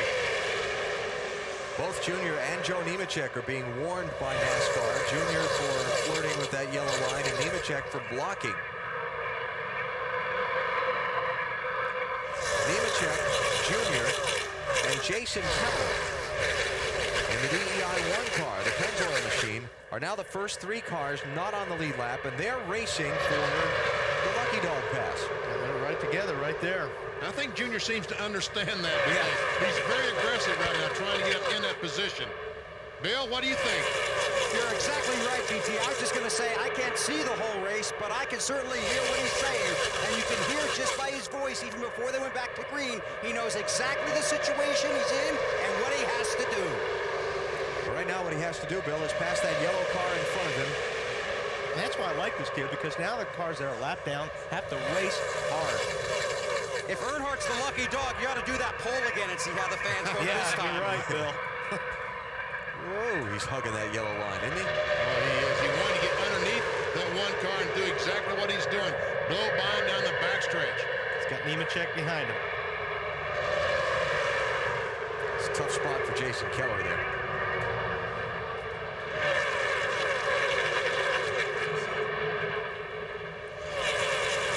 Ladies and gentlemen. First 1 lap down. Just be careful that yellow line. At 25, bring it down there because it's piled over here. You ought to be about something. You and the 25, just single file. That was Ty Norris, a spotter for Dale Earnhardt Jr. Cue the duck. All right. Our Aflac NASCAR Winston Cup trivia question. The only driver to sweep Talladega NASCAR Winston Cup races in the same year more than once. Buddy Baker. No. No. I'll give you a hint. He's related to the guy trying to do it again. Dale Earnhardt Jr., yeah. Dale Earnhardt. 1990 and 1999. Dale Earnhardt did it. Pete Hamilton, 1970. Buddy Baker, 75. Darrell Waltrip, 82. And Dale Jr., 2002 are the drivers that have swept Talladega races in a season. Jr. will back it up if he can win today. And at this point, it's not out of the question. Here we talk about how much damage hurts these cars. There's a prime example how now that A car is so much faster, now they just fixed that little bit of damage on the nose.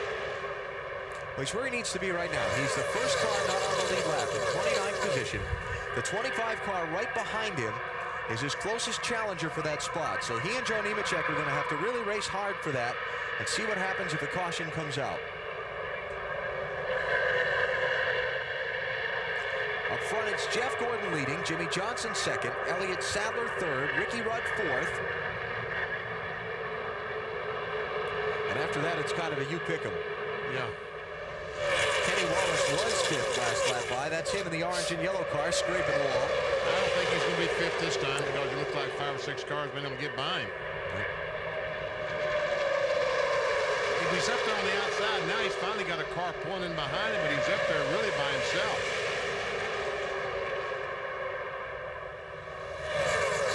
Kenny just went back to 8th that time.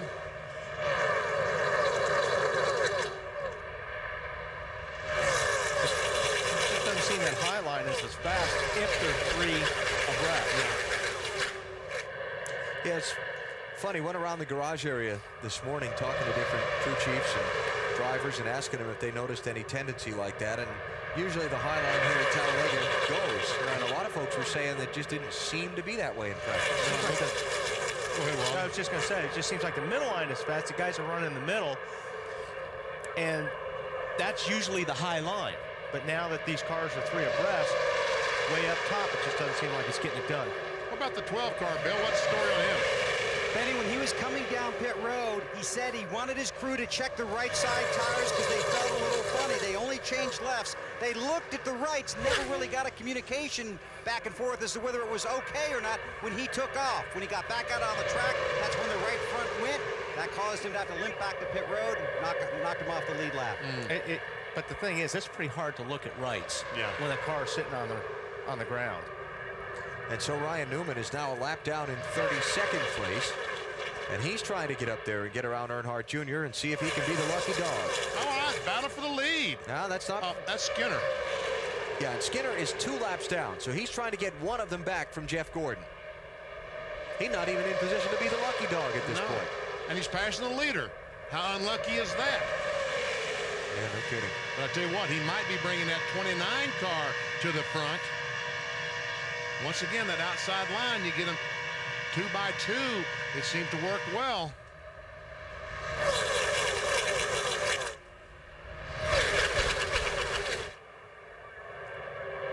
Kevin Harvick in Skinner's wake. And Harvick will probably dump Skinner as soon as he can. Yeah. Harvick to the lead in the 29 car. We'll go, thanks, Mike. Yeah. Come on, Elliott, let's go buy that 01 car. Boy, vicious game we play. 3rd time today Harvick has led, but it will only be the 3rd lap that he's led. Exchange of pit stops have been his time out in front. Harvick leads, Elliott Sadler is 2nd. Jeff Gordon now 3rd. Kurt Busch leading the pile for 4th on back. Just past halfway in the EA Sports 500 at Talladega.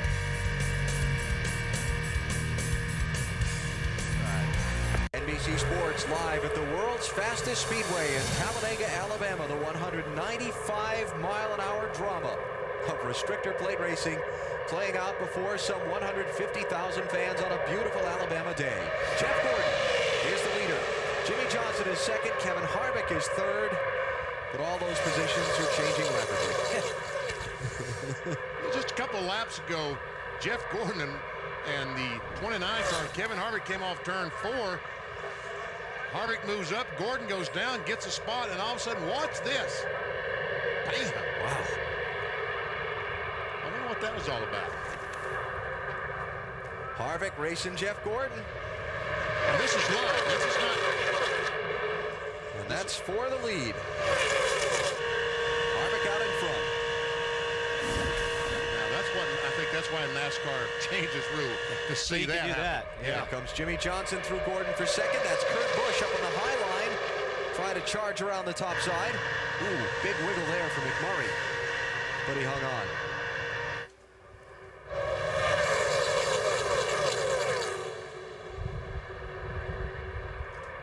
And there's another guy we talked about earlier. They took the time to fix that car, and he's right back where he was earlier before the damage, the 42 car of Jamie McMurray. Our Lowe's improvers and snoozers who have moved up and back from the start of the race. The Roush cars, Busch and Kenseth, plus Kevin Harvick. And those who are kind of struggling today on the snoozer side, Sterling Marlin just went to the garage. Second to go during the break. Looks like the engine is gone on his machine. Buckshot Jones, we saw the damage on his car that brought out that last caution. He is also retired from the race. Jerry Mayfield was back on the racetrack. He is. Still, and I saw him make a pit stop at green flag spot just a moment ago, but he's now 81 laps down. Jimmy Johnson has gone to the front in the 48 car. Yep. Mayfield there, VP, just if you're just joining us, involved in a crash at lap 10 when he cut down a left rear tire and took Johnny Benson, Larry Ford, and Jimmy Spencer with him. 42 car, Jamie McMurray still in the thick of it, Matt. Those two huge pieces of tape have really helped McMurray's car. He says the car is very comfortable now. His only concern, he asked, is crew chief Donnie Wingo. The water is 230. How much higher can it go? Or should I really be worried? He says, just don't let it go too much higher than 230. Dip out, get some fresh air. That's what he's been doing. New leader, Elliott Sadler out in front. Talked about Sterling Marlin going to the garage. Marty? It's a hole in the radiator, Alan. What put the hole there, Sterling? It got hot. Swelled the radiator up and busted. We run hot yesterday and kind of kept on all day. Run 240, 250, and we got in that big pack, and it got up over 250 and a little down. It was about 260, and it split the radiator. And you're hated for all the guys. Got a spare shop, really built a fine car here, and Ernie's bunch worked on the motors hard, and you know, the winter race crew was on us, but it just wouldn't be today. Under the new rules, how's the racing been, Sterling? I'm just put the whippers back on the Horton Pass. There you go. That's the verdict from Sterling Marlin. It is a terminal problem. They are done for the day, Alan. And what Sterling's referring to is the rules package of a few years ago where they had that big metal strip across the roof of the cars that caused the great closing rates and multiple lead changes in races here at Daytona.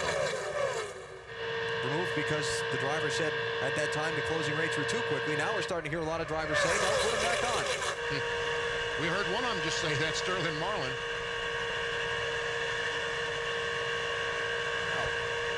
That's the difference between the total lead changes in the race and the ones that have happened on the track, not because of pit stops, the green flag pit stops. So 12 changes for the lead on the track out of the 22 that have been total in the race. I was going wild, the 29 car going backwards. Yeah, I wonder what, I mean, the 29 car picked up a big-time push or what? Because maybe just got shuffled. I don't know, but it looks like he's struggling right now. Or the 77 car, that is a Dodge. You're not seeing things. Normally a Ford, but you know, they get their engines from the Jasper Penske folks, and they have a good restrictor plate program, but they spend a lot of time on that Dodge engine, not too much on the Ford. So they build a Dodge to come down here. That just can't be comfortable being in the middle of one of those packs like that. No. I wouldn't think so. Being the middle guy. You know, something else we got going on here right now is the race for the Lucky Dog Pass. Earnhardt Jr., you see him there in the 8. Ryan Newman, Joe Nemechek, Greg Biffle. They're all kind of in the vicinity. Racing to be that first car not on the lead lap. And see, these guys right here, where they want to be is they want to be in that first 5 or 6 car group, single file. And you want to get all the racing behind you. Right now, you're just trying to fight your way through like Junior. You know, you're always looking for the line that's going to work with you, and you're also looking for the car that's going to help pull you to the front. But when you get back there and it's 3 wide, you just can't go anywhere.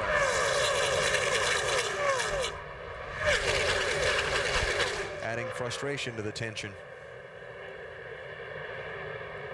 Jamie McMurray. The 01 car, Mike Skinner.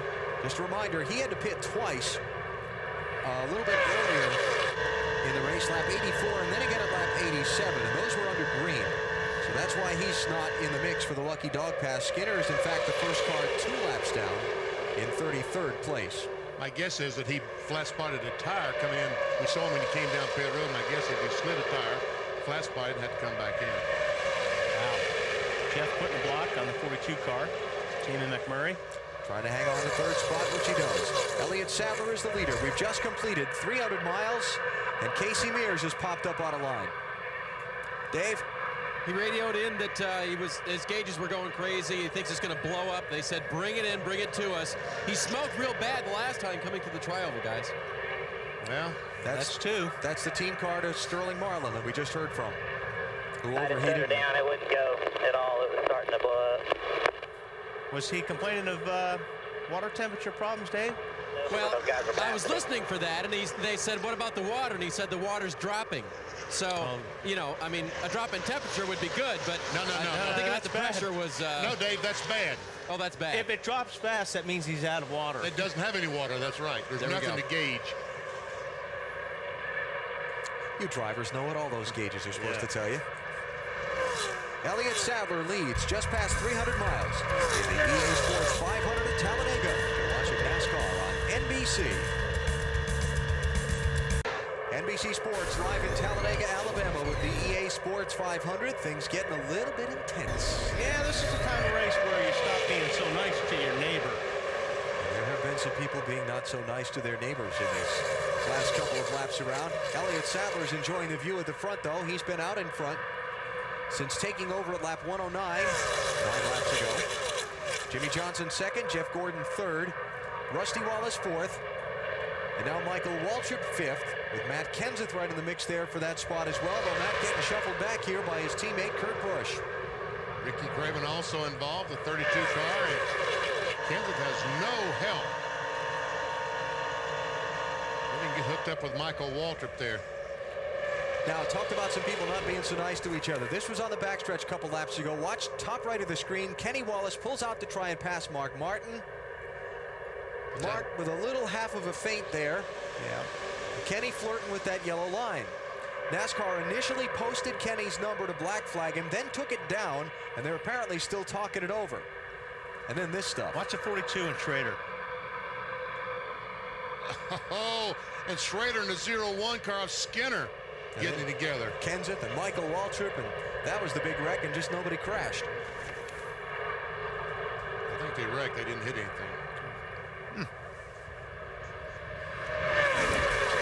Update from NASCAR, they have not penalized Kenny Wallace because he dropped back behind Mark Martin a lap later and fixed it himself. Right.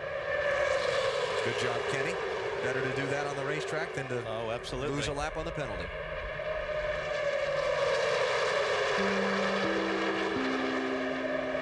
Because then that penalty would have been 2 laps, because he would have had to come down pit road to observe the penalty. He would have been speeding down pit road. Yeah. Had to go back on the racetrack, had to come back to be penalized for speeding, and yeah. 26 cars on the lead lap, all in that pack you're looking at. Every one of them. Plus most all the lap cars that are left in the race. Matter of fact, there are only 3 cars on the speedway that are not in that group. Matt Kenseth, Michael Waltrip, Rusty Wallace racing for 4th place. Marty, what about the 48-24? What's their strategy? Well, their strategy is they're going to come down in about 4 or 5 laps, BP, but you guys talked about it becoming time to become intense on the racetrack, even a little tense between teammates. Jimmy, I gave him that one. I can't give him the next one if these guys are up my butt like that. You've got to be careful. No reason to pass right now. Just stay in line. Jimmy, Jeff said if you can, just try to stay in line. I know you're trying to breathe it a little bit, but he said he's got these guys pushing him behind. Sure, no problem. I was trying to get a pass done with what he was giving me, so I'll just sit tight. Jimmy came down and blocked his teammate Jeff Gordon. Jeff did not like it. As you heard on the radio conversation, conversation. He said, I gave you that one. I won't give you the next one. Yeah, we just got to work together. Don't make your teammate mad. That's the only friend you got out there. Matt Kenseth rim riding around Michael Waltrip and Jeff Gordon. But who's going to help him? Junior's not going. Oh, my goodness. Contact there.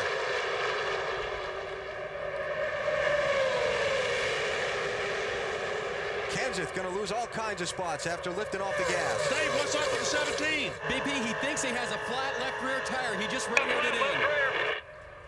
Oh, man.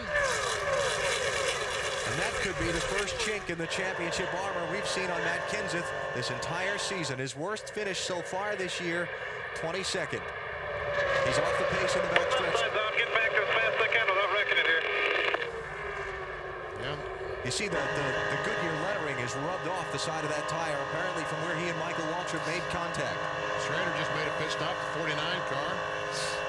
You know what? This might not hurt Kenseth that bad because we're coming up to a set of pit stops here. There are guys dropping off the track onto pit road.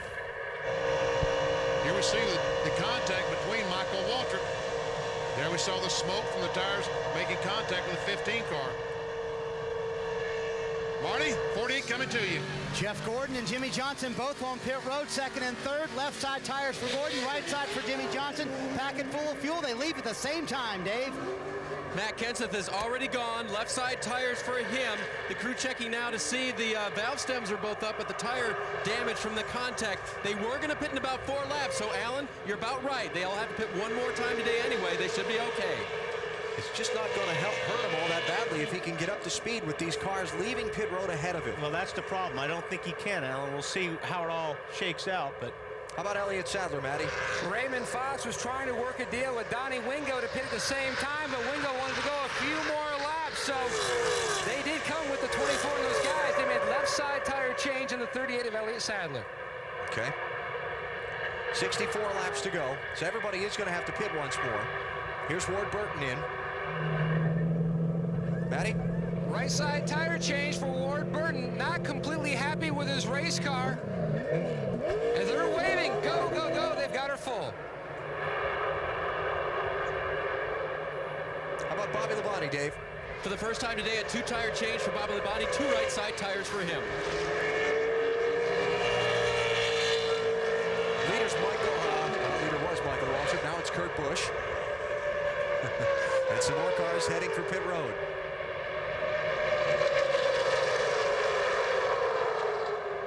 Waltrip is in. Ryan Newman is also in there pitting. Mike Skinner's coming in. Jason Keller's pitting. And Bill, here comes Michael Waltrip. Allen said he couldn't see a thing. He goes, I don't know why I ran into that guy in front of me, so they're going to go ahead and take a tearaway off the windshield, give him right side tires. His crew chief, Slugger Labby, says the car is just junk, but we still got a shot to win this thing. Right side tires going on, the fuel going in. Meanwhile, in front of him, Ryan Newman getting his fuel. Now he's on his way too. You hear what a difficult time these guys have getting away from the pit stop. Very tall first gears in these cars. Very, very tall. So you got to be careful when you leave pits. You don't snap an axle. Used to see that a lot, especially when you change just one side of the tires because one right rear is hot and sticky and the other one's not. So Kurt Busch gives up the lead, comes to pit road. Tony Stewart is also in, along with a few others. Marty. Alan, what an outstanding run for this team. Started 39th today. The tire wear has been excellent. He wants a clean windshield, right side tires, and that will be it. They pack it full of fuel, Matt. An easy entry for Jimmy McMurray so that he wouldn't slide. Those tires only going for right side tires. Mike Butler packing that fuel cell full of fuel as Tony Stewart and Dale Jarrett swing on by. I'll tell you what, if they were to make those pads concrete, that would snap an axle when you rev that thing up and drop the clutch. But on the asphalt, the rear tires will slip. Jason Jarrett, Kenny Wallace, Jamie McMurray pitting. Jason Jarrett's going to get black flag for being too fast entering pit road. Now another group of cars coming to the entry to the pit lane. Jeff Burton is in. Dale Jr. And about 6 others. Matty? And the 99 of Jeff Burton in, looking for his second restrictor plate victory. Going to work. Right sides only at this juncture, Bill. It's right sides also for the 80. Slid the tires coming on the pit road according to his spotter, but Junior jumped on the radio, said rights only. Wanted to come in with a 99 and a 16. He's got everybody behind him as they leave. Dave. Rights only for Bill Elliott, full of fuel. Kevin Harvick also pitting, Mike Wallace, Joe Nemechek, and Terry Labonte in that group of cars leaving the pit lane. You will see the cars who've already stopped coming by them now at race speed as Junior and the rest of these guys and Harvick struggle to get up to speed and blend in with that draft. Robbie Gordon took over the lead when those other guys pitted. Now here he comes onto the pit lane. Matty? And Mark Martin's guys only going to go for right side tires at this point as he pulls in easy to his pit box. They pull a tearaway off. Earlier they had fixed a hinge on the hood. Bill? Matt, it's right side tires for Robbie Gordon in the 31. They drop the jack weight on the fuel. He heads out, followed down pit road by the 21 and the 6 of Martin. So Ricky Rudd leaving, along with Robbie Gordon and Mark Martin and John Andretti. And here come Jeff Gordon and the other guys that have already pitted. Jimmy Johnson going to lead them as you see them overtaking them in that outside lane. So of the cars that have stopped, as a matter of fact, I think we just finished the pit stop cycle, so that's going to put Jimmy Johnson there back into the lead. Jeff Gordon second, Elliott Sadler third, Kurt Busch fourth, and Dale Jarrett up to fifth after his pit stop. That's the farthest to the four I can recall DJ being today. So Elliott Sadler, DJ, teammates could work together. Also got teammates running 1 and 2. And checking on the Lucky Dog pass, there's Dale Jr. You just saw dropping the line. He is again now the first car not on the lead lap. If a caution comes out, he gets the free pass past the pace car. He is racing with Greg Biffle for that spot. That's Biffle in the 16, right behind Junior.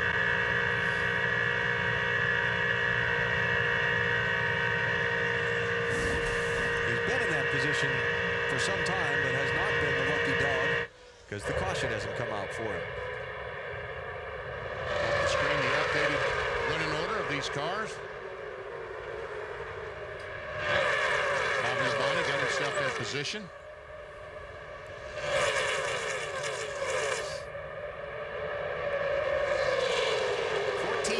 Drivers have led today, almost the most this season. Talladega and Pocono had 16 earlier in the year, the April race here at the world's fastest speedway. How about Dale Jarrett, Marty? It's been an interesting day for the 88 Bun Challenge. For about 30 minutes, DJ had no communication with his spotter, Bob Jeffers. They thought it was the radio that Bob had. Turned out it's the radio in DJ's car. Either the antenna on the roof or the connection to that antenna has broken. DJ had to switch to the backup radio, which has an antenna on the door, and then he could hear a spotter. Wally, I could not imagine driving this racetrack without the assistance of a spotter. That would be unbelievable. Yes, that would be pretty difficult.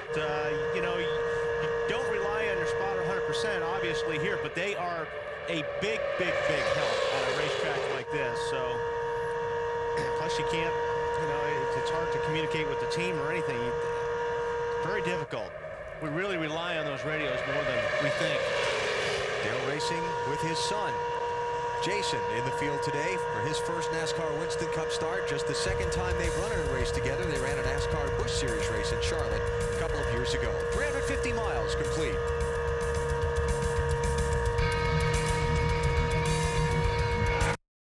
NBC Sports at the Talladega Superspeedway, where the EA Sports 500 has just crossed the 350-mile mark. Jimmy Johnson is the race leader. 26 cars on the lead lap. So far today, most of the caution, well, there have only been 2 caution flags. One was for a 4-car wreck. The other was for debris. The big one has not happened yet. And hopefully will not happen.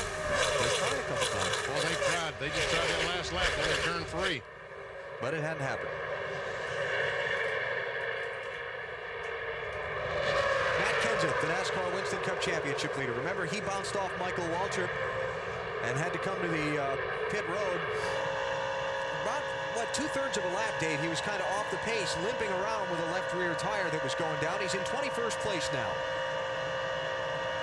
And Alan, I checked with the crew on that to make sure that the left rear fender wheel well area was not severely damaged. Really nothing that affects the car right now. And interestingly, just before that, he had said to the crew, hey, I don't care what you do to the car, it's handling great. And apparently, it still is. Alan? He's hooked up in a little draft there with Mark Martin and Jason Keller and Ken Schrader and so on. If they can stay in line, it's going to be tough, but they might be able to make some ground on that lead group. They're about a half a straightaway behind. Well, right now they're 7 seconds behind. We will try to follow and see if they are gaining, in fact. How about Mark Martin, Marty? Having a decent run, trying to get his teammate to help push him to the front there, Benny. You know, NASCAR's modern era, there have been 3 caution-free races here at Talladega, the first of which happened in May of 1997. That day, guess who? Mark Martin burst through the field, starting 18th, leading 47 laps and setting a record that still stands today, the fastest 500-mile race in NASCAR history. That day, the 43 cars covered 500 miles in 2 hours, 39 minutes, and 18 seconds for an average speed of a little better than 188 miles an hour. And in victory lane, Mark Martin's Ford. If you haven't looked at Ford lately, look again. Mark Martin on the lead lap in 20th place. Up front, Jamie McMurray with a push. Try to get through to second spot. Here comes Dale Jr. jumping up in front of Jeff Gordon. Michael Waltrip pushing Elliott Sadler. It's getting intense.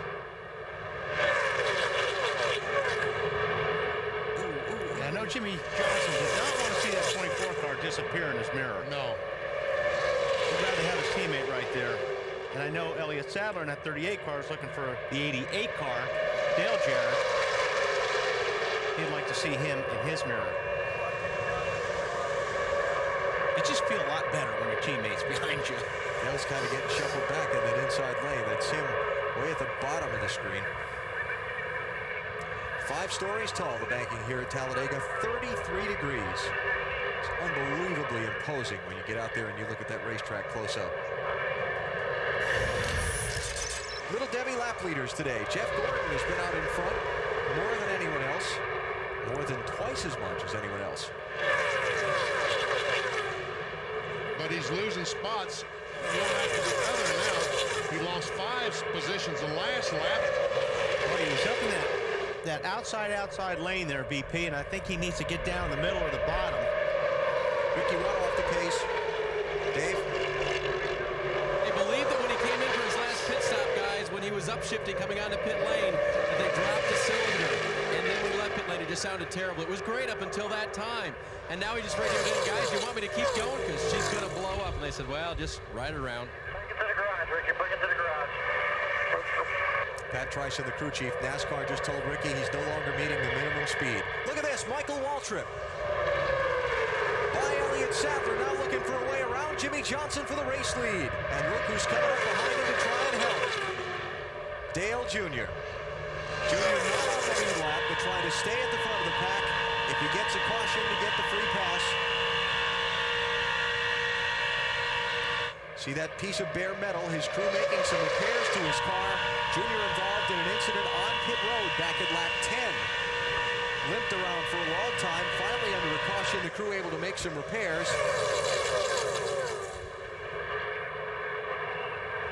Tell you what, I thought Michael had a great run going on those guys, but somehow he got beside the 38 and stalled. And got a little bit loose there.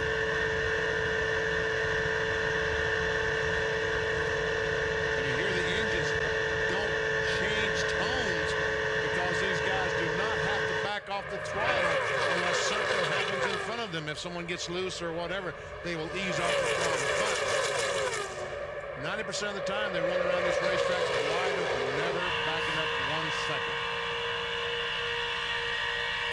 If you got to slow down a little bit, you just ride the brake. You just tap the brake with your left foot. Like BP says, you don't ever want to lift your foot off the gas because, boy, it just kills you.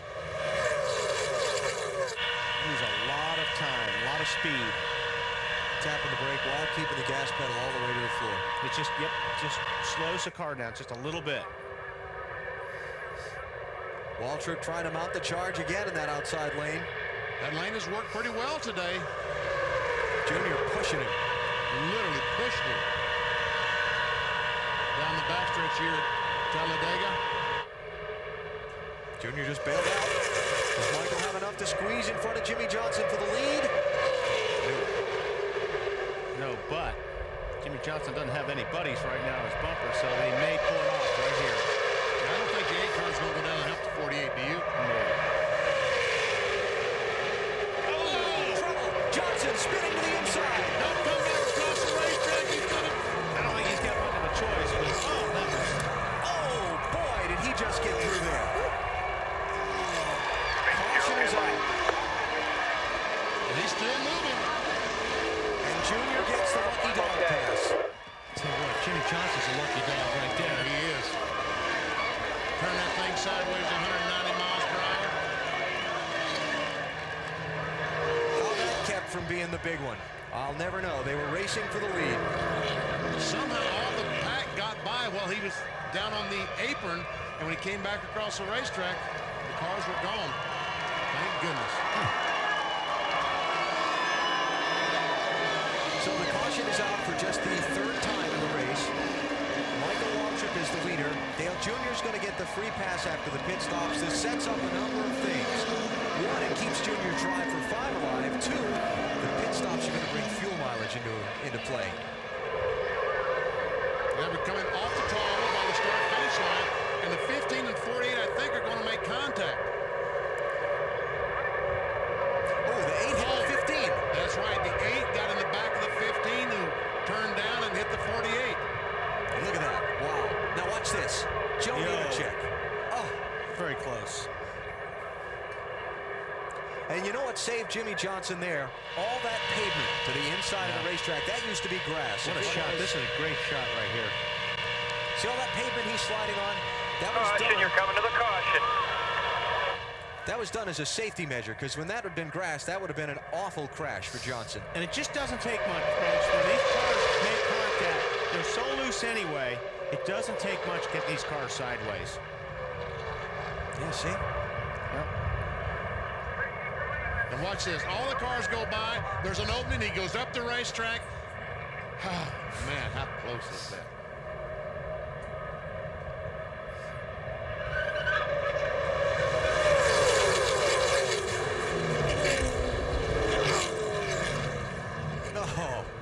That car, you know, probably the left front valence is the only thing that's really damaged on that car. Right front's flat. They'll get that changed here. Pit road is not open yet, so Johnson's going to have to start at the end of the longest line on the restart. Marty? The valence is all torn up, and he came on the radio. That's the only thing he said. The valence is torn up. I'm okay. Never explained really what happened. They did not get a lot of the valence fixed. It was 4 tires. They're obviously going to have to come back down pit road, get that front valence fixed. They didn't lose a lap, so. And these stops are going to come with 44 laps to go. Fuel mileage is going to be on the bubble. Depends how long this caution runs. Marty. It is outside of the fuel window for Jeff Gordon. However, they give him a tear-off on both sides of the windshield. It'll be a right-side tire change only. No changes, Matt. The 38 car, Elliott Sadler, right-side tire changes. They're going on the jack, and he's down in the lane. Oh, he hits the 43. A crewman's down. Michael Waltrip is on pit road. It's a 4-tire change. He said he had no idea what happened out there. They took 4 because they're 4 laps short. He's going to have to come back and top off. Back to you, Matt. Jeff Green is trying to turn on pit road. A crew member on the 43 was struck. They're trying to help him off pit road. We'll update the situation momentarily. Looks like they all got up. Yeah. A little slow, but. Boy. Here we go, but 2 cars just trying to hit the same spot. Watch the 43 cars trying to come into his pit, and Elliott's trying to leave. He just hooks the left rear. And those poor guys they got nowhere to go. Man, that jack man gets knocked about 10 feet down the racetrack.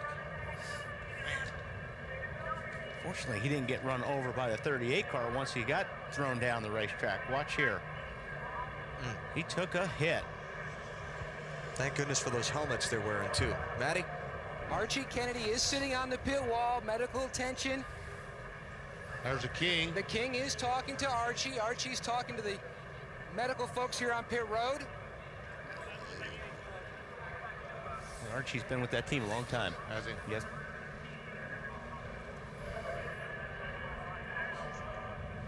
So Matt will stay on top of the situation for us and get us the update that we can. And we'll reset it for you when we come back to Talladega.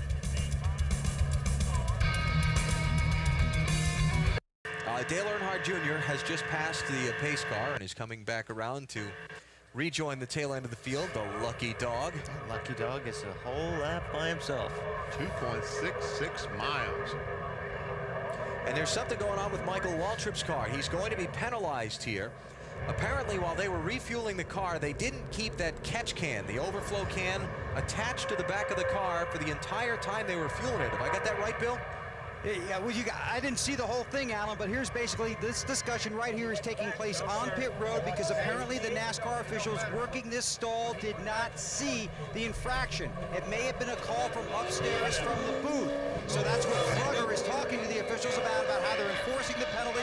They've already told him he has to go to the tail end of the longest line. So we'll come back, sort out the order of the guys on the track, and then we'll run to the checkers here at Talladega. You're watching NASCAR on NBC.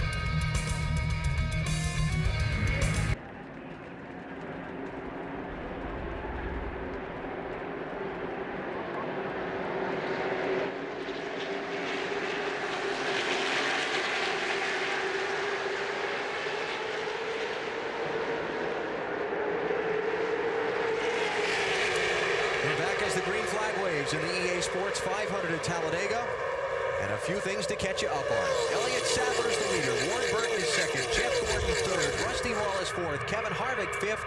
None of those guys topped off the fuel on one to go. There were several who did. I'll get you that list in a second. Dale Earnhardt Jr., Michael Waltrip, Jimmy Johnson, restarting 24th, 25th, and 26th with 40 laps to go. And we talked about it being intense about 10, 15 laps ago. You ain't seen nothing yet. That's right, folks. You haven't seen anything yet because it is going to be really intense because some of these cars will not have to pit again. They will stay out there. They'll make it on fuel. Some of them got to stop for gas and go. First guy who did top off the fuel at the restart, Jamie McMurray in 10th place. Top 9 did not stop.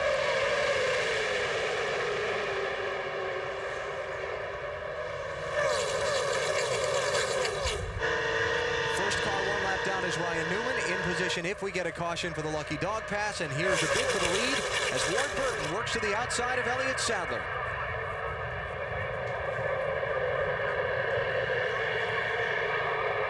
Greg Biffle not on the lead lap, pushing Ward Burton. There's Rusty Wallace with help from his teammate. Ryan Newman, 2 and 12. The Penske Dodgers. Newman's still a lap down. And Biffle, both those cars trying to compete for the Lucky Dog Award right now. It's Newman in the 12 car. Jeff Gordon trying to get back to the front. 24 car. Oh boy, Jeff is all over the 12, and believe me, he does not want the 12 in front of him right now. And here comes Junior right into the middle of that pack. Listen to he and his team talking under the caution a minute ago. Go to the bottom, Dale Jr. You go up to the last car on the lead lap, just like you do any other time. It's no different. Just calm down, baby. We're all right. We're going to win this race. Calm down. Calm, but I don't think anybody's understanding me. I'm calmer than anybody here. Here I come. That's just before he made his pit stop. By the way, Matt, what's going on with Archie? Any updates? Archie Kennedy, Benny, is on his way to the Infield Care Center for a check-over. He was smiling. He was talking to the medical personnel. He did complain that his vision was a little bit blurry, but by the way that looked, it looks like he came out pretty good. Yeah, I guess. That's Boy, good Ben, to hear. we are seeing a lot of blocking right now, a lot more than we've seen earlier in the race. Mike Walsh in that 09 car was trying his best to get by Jeff Gordon at 24, and Jeff was having no part of that. Look at Junior. He's up to 7th. He restarted 24th just a few laps ago. Elliott Sadler hugging that yellow line. Rusty Wallace now with Jeff Gordon working underneath his back bumper. On board Rusty.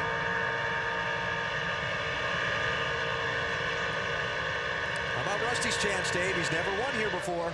Well, the only hiccup in his day has been that he stalled leaving pit road this last time. Can they make it on fuel? Billy Wilburn doesn't think so. Yeah, that's another factor that's left to hang here. We restarted with 40 laps to go. Some guys probably can make it, some guys probably can't. Well, how about Ward Burton? Well, Warburton's earlier concern, Alan, was the fact that just like back in the spring race, he was hitting the rev chip. Back in the spring race, he pulled that chip out. Engine builder Terry Elledge wasn't happy. So this time, they just told him to switch the backup box, and he's okay now. I guess he's okay. He's going to the lead. And Greg Biffle in that 16 car trying to follow, try to stay in position to get a lap back in case there's a caution. And I tell you what, when they race like this, there's a chance for caution any lap. Ryan Newman squeezing in front of Matt Kenseth.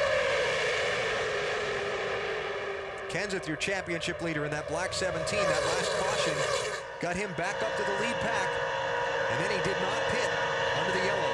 Which means he can go the rest of the way. I should say he didn't pit under the yellow. He didn't top off the fuel on the one to go like some of the others did. Got him his track position back.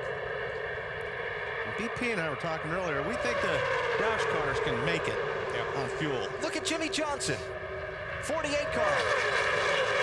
He restarted 26th with 40 to go. 5 laps to go. He's up into the top 5, Marty. Alan, it was amazing to watch that team work. They made 4 pit stops. They made them very calmly. These were the same crew members who got hit on pit road just a couple of weeks ago. They fixed the valence. They got it fixed better than they thought they could because they had 1 extra caution lap that allowed them to put some extra tape on it. Will it be enough to help them win the race? Boys, easy. Who's right, Alan? Oh my goodness gracious, alive. They went in a corner like they were running dirt. Smoke flying, fenders bending. Oh, man. We always talk about give and take. It's giving it to them now. Yeah, giving it to them. Or, I mean, it's got to get yourself in that position. Well, we haven't had the big one yet as we check our Napa Field summary. Caution flags today. One was for debris. One was for a wreck back at lap 10 when Jeremy Mayfield cut a tire. One was for Jimmy Johnson getting knocked around when he and Michael Waltrip were racing for the lead just a little while ago. Cars out of the race: Larry Foyt, Jimmy Spencer, Buckshot Jones, Sterling Marlin, Casey Mears. And now I hear Ricky Rudd has taken his car to the garage and may be done for the day. 32 lead changes, 15 different leaders, and may have another one here. Rusty Wallace looking on Ward Burton for the top spot.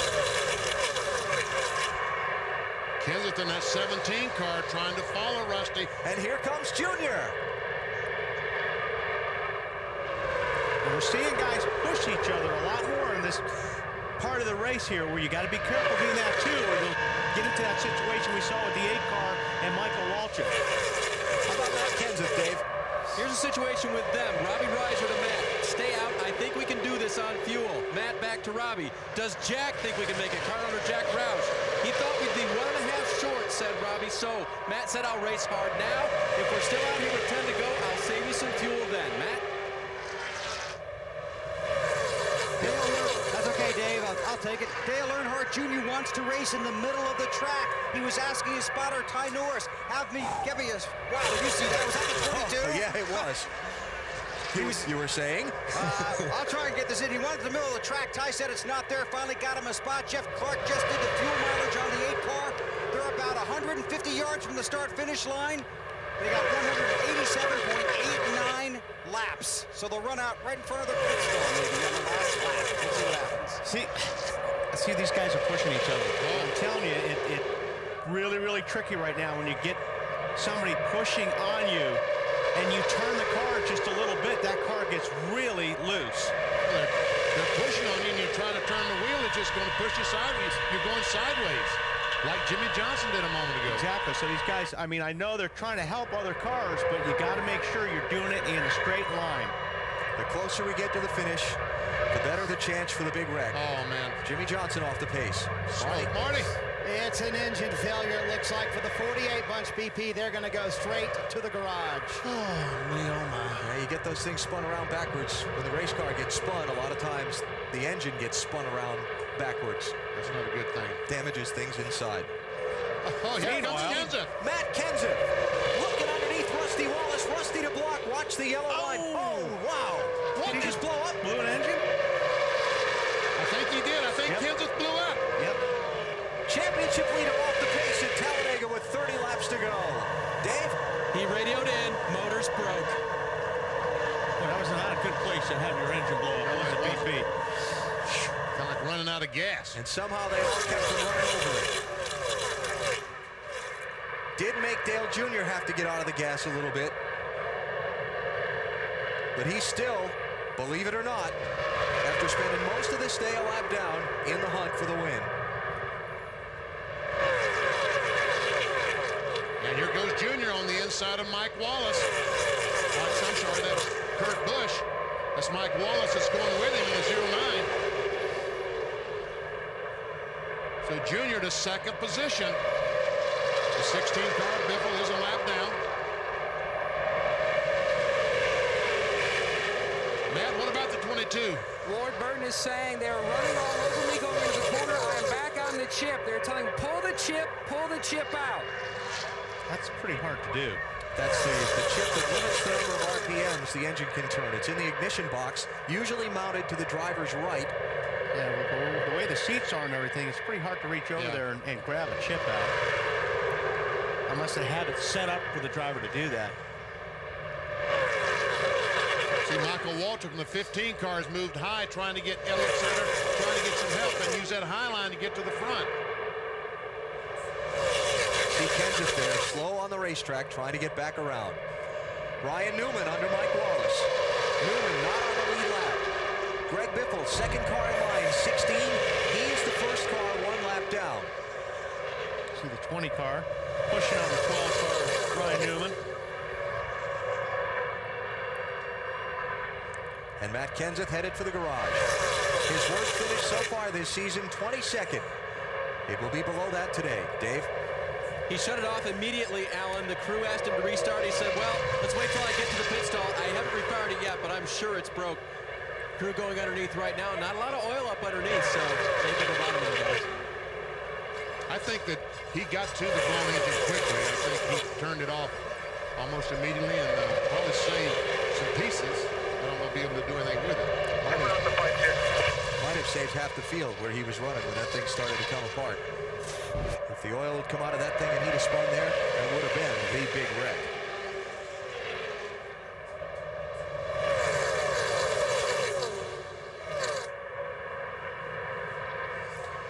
We have one more green flag commercial break to get in, so let's do it now. I don't want to miss the finish of this one any more than you do. You're watching NASCAR on NBC.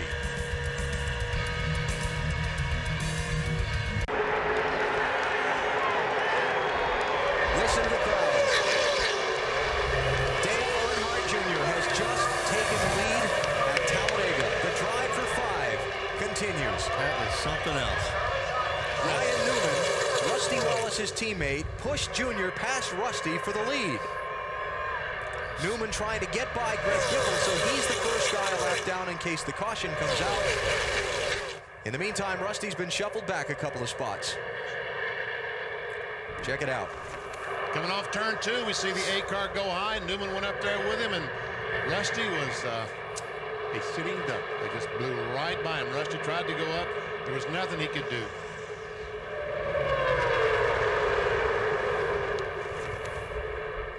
Here's Tony Stewart and Bobby Labonte. Teammates that may be able to gang up on Junior. Labonte was almost a lap down earlier. I talked to that crew this morning, Bobby Labonte's crew, and they were very optimistic about their car and their chances today. Marty? Well, BP, Matt Kenseth has just been given the signal. It is a terminal engine problem. He's going to climb out of the car. They were trying to take off a rocker, send him back out on the track. And Jeff Paxton, you see him on top of the engine, literally. Jack Roush in there. They're trying to see if they can maybe fix it. And now they've given the Matt the wait a second signal. So I don't know what's going to happen. They did give him the we're done signal just a second ago, though. All right, so that'll be the first race here at Talladega Matt Kenseth has failed to finish. And it looks like it'll be his worst finish of the season so far. For the lead, Bobby Labonte, Dale Earnhardt Jr. It's Mike Wallace in the 09 trying to push Labonte. Tony Stewart in Big Orange trying to push Jr. 2 by 2 for the lead with just 21 laps to go. Matt Kenseth's lead coming in, 436 over Kevin Harvick. Jr. this terrific run would move into second spot as Bobby Labonte goes to the front. Big blocking going on here.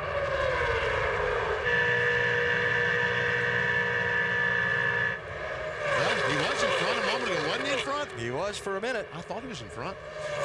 Not any longer. Stewart needs to get behind that 18 car somehow. Mike Wallace for second place on Bobby Labonte. 09 car. James Finch's effort. Oh, who's another blowing up? smoker. Jeff Burton. No caution yet.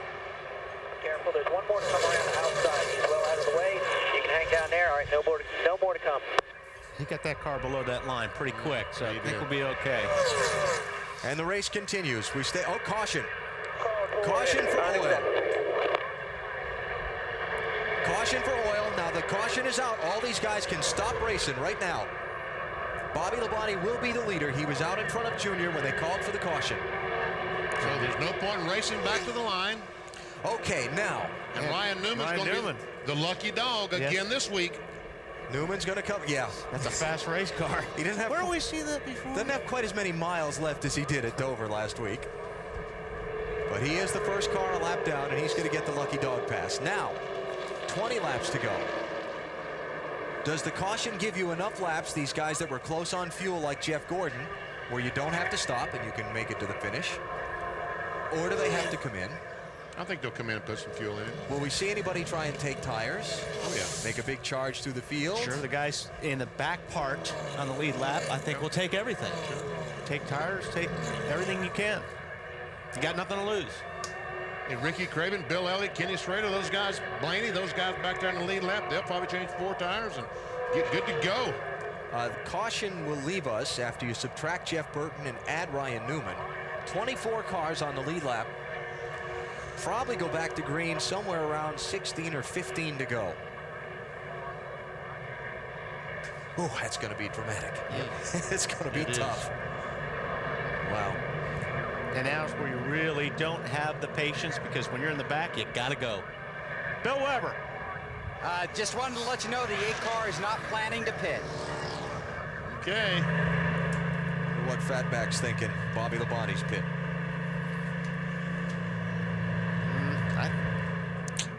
Sure felt good to lead. But it did.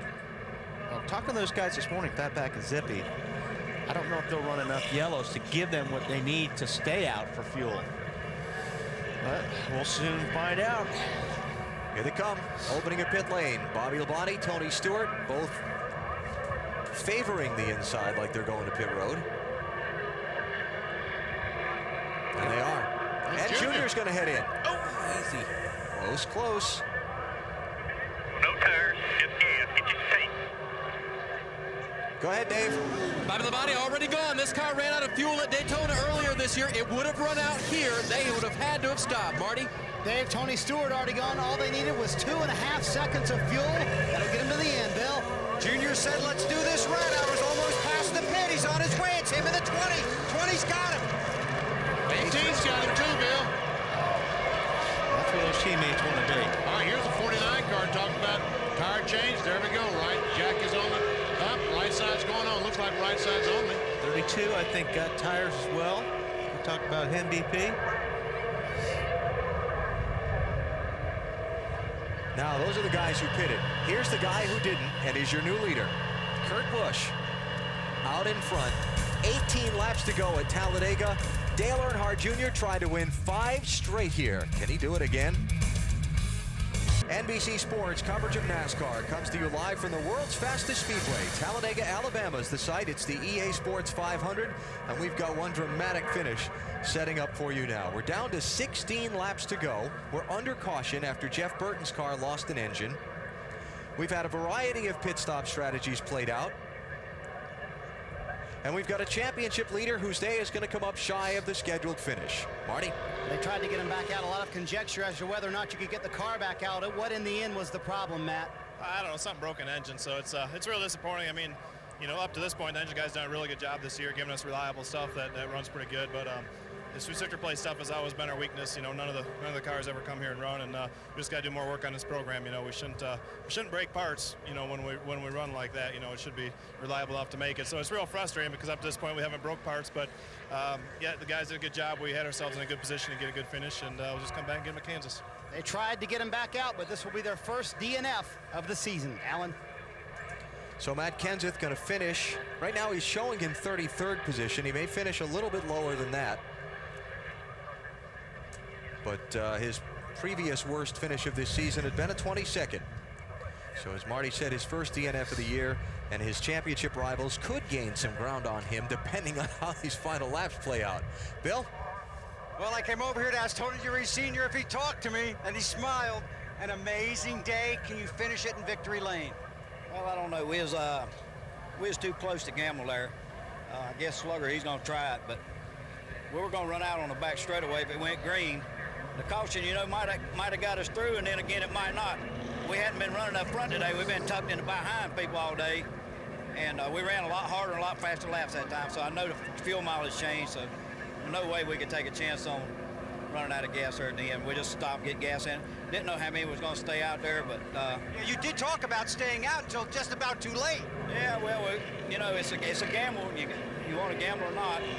The way our luck's been since May, we don't need to gamble on anything. It's too big a risk to take. Hopefully, that 18 car from 20 can pull us up through there and get back to the front. All right, they got a ringside seat, too, just down from the finish line. Still cleaning up the debris from Jeff Burton's lost engine. We're under caution at Talladega. A very dramatic finish coming up. Stay with us.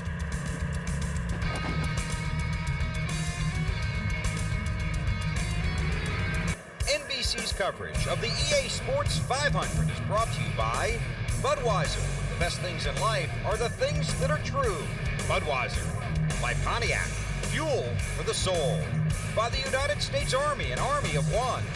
And by Old Navy Painter's Pants. Will work for you. 150,000 fans at the Talladega Superspeedway, all on their feet as the field comes down to the restart that'll be with 14 laps to go.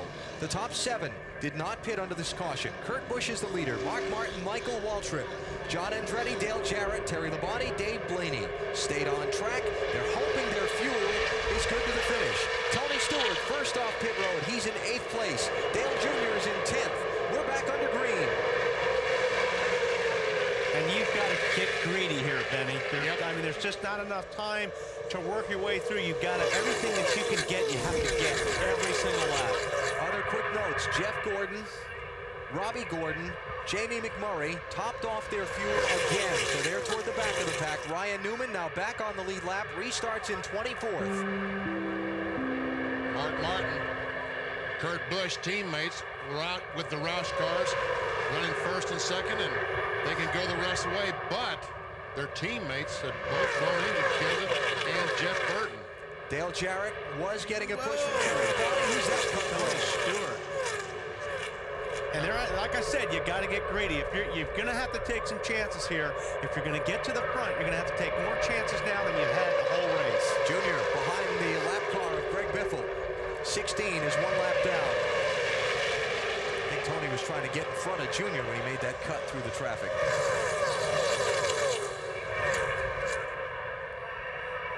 There's the 20 up top. Marty, what are they saying down there in the 20?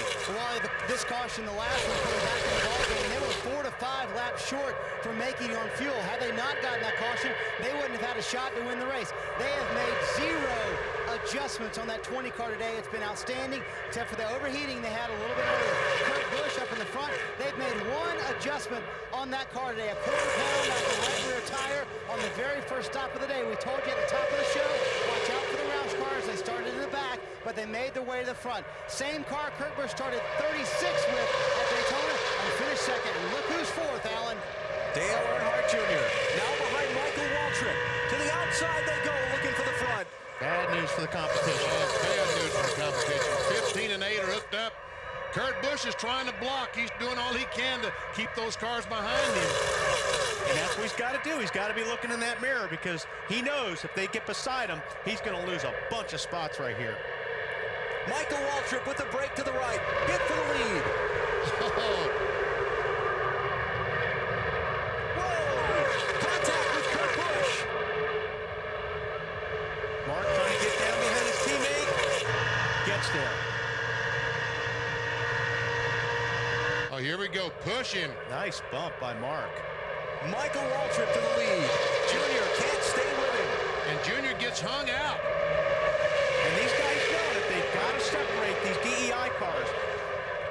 trouble. Here comes the Roush charge. Don't count out those teammates. Kurt Busch pushed by Mark Martin and Greg Biffle up in the outside lane. 97 car with a bid for the lead.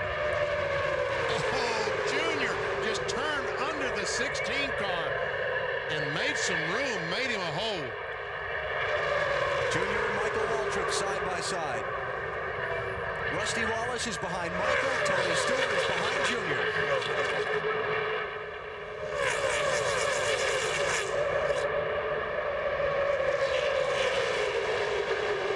Now, you know, these guys can't say, no, go ahead. No, you go ahead, because that could be the victory. Yeah, whichever one of the DEI cars gets in front of the other. Right. That's kind of been the way it's worked. Here goes Junior up on the outside of Mark. Here goes Michael on the inside. Oh, Mark gets stuck in the middle, and they're going to all go by the 6 car. To second place. We're racing for second. Now and now for the lead. Got Tony Stewart, Bobby Labonte lined up behind the 8 car. All of a sudden, that didn't work. All of a sudden, Tony Stewart fell back. He's in that 3rd line now. We're setting up for a wild finish here at Talladega. Here we see a last lap pass for the win. Yeah, those guys are stuck up on that 3rd line, BP, and it hasn't worked all day. We check our Walmart NASCAR Winston Cup race fact. 11 Winston Cup races at this track settled by a last lap pass. More than at any other track. The last one, this race, 2001. Dale Earnhardt Jr. beat Bobby Labonte. Here comes Elliott Sadler, a pole sitter, that yellow car on the inside, 38. Trying to get by Junior's car for 4th. He's there. Rusty Wallace. Now the 8 and the 15 are together. Well, here goes Elliott Sadler on the inside. Oh, look at Junior push Michael. Michael's car was wiggling back and forth into the corner. Earnhardt's had that 15 car sideways a couple times today.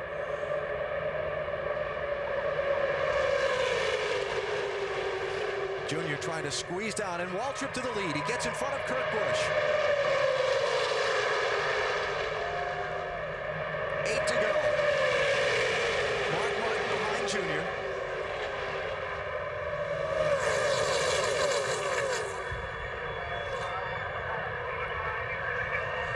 Jeff Gordon there, right side of the screen in the 24 car.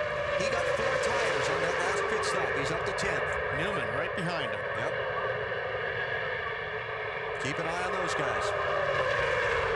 Great drive from Mike Wallace, the 09 car. Black, orange, and yellow stripes on it. Right in the thick of things. He was 7th last time across the start-finish line. Waltrip moves up in front of Junior. And back down in front of Kurt Busch. And splits the middle. Here comes Junior trying to go by Busch for 2nd spot. Wallace down on the inside. Gets on the inside of Elliott Sadler, moves him up the hill. Trying to get behind his brother, Rusty. And you're Michael Waltrip, you can't like seeing this, because one of those 2 lines of cars behind you is going to start to move, and you have to guess which one. Well, that's why he's doing what he's doing. He's just mirror driving all over the racetrack. Uh-oh, trouble! Elliott Sadler over 1.5 and on his roof. Now the car tumbling hard on the pavement in turn 3. Caution is out. A terrible crash. Hey, okay, man. Okay, guys, back it down, back it down. We're not racing. Caution's out.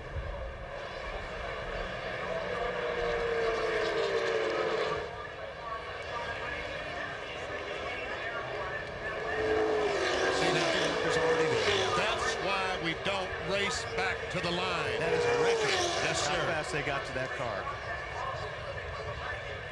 That's great to see. The attention already focused on the Elliott Sadler car. Yeah, we see him taking his helmet off. And they're going to red flag the race. Yeah, we've not passed the lap yet at which they would not use the red flag. So they're going to stop the field on the back straightaway, and we're going to go under the red flag. Look at the damage to that car. What a heavy hit that thing. Well, that thing was hitting on asphalt. Yeah. Normally we see that on grass, but this was on asphalt. And for everybody that wonders why they use the carburetor restrictor plates to control speed, it's just for that reason. There's a certain speed at which, when you turn one of these race cars around backwards, it goes up in the air. You see this area right here above the driver, they call it like the birdhouse. Right here, this area looks good. Yeah. That's what's protecting the driver, and that really held up well. There we see the car stopping. And here he comes out the window. Oh, that's great. Easy does it. Yeah, don't cut yourself. Oh, that's good to see. Guys, he's out. Scary, scary crash for Elliott Sadler.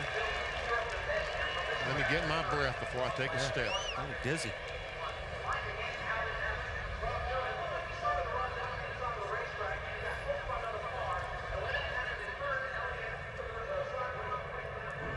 Let's go back and look. There he is, right in the middle. And these guys are Dyson. Go ahead, BP. And there he makes contact. He comes down trying to get in front of Kurt Busch. They make contact. And watch that thing fly. And there it lands on that road you talked about. And then when it gets onto the racetrack again, takes another nasty flip. Watch this hit. Oh, that's the hard one right here. Oh, man.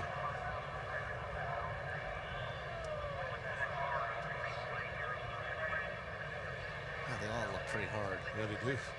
I don't want to be in there in any of them. Man. And like I said, that car really held up well above the driver. But you see the hood flopping around and the deck lid, the tethers that NASCAR has these teams installed to keep the hood and deck lid work. He took the steering wheel off right away. Yeah. That's unbelievable.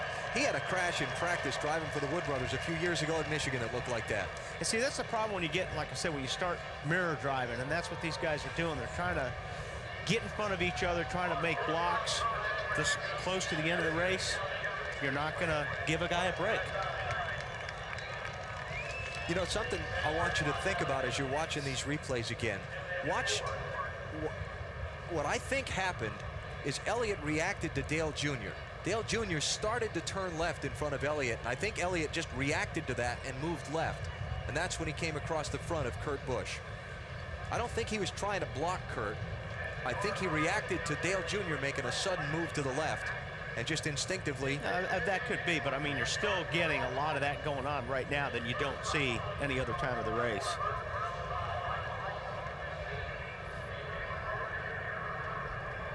Oh, boy. But yeah, I mean, you know, one moves and everybody moves pretty much.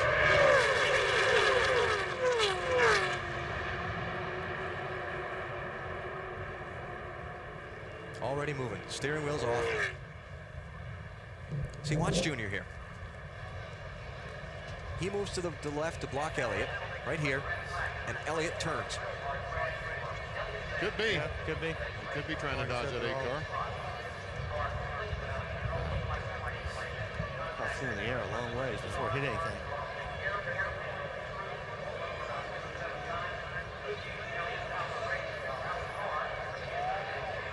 And now the banking kicks the car back to the left.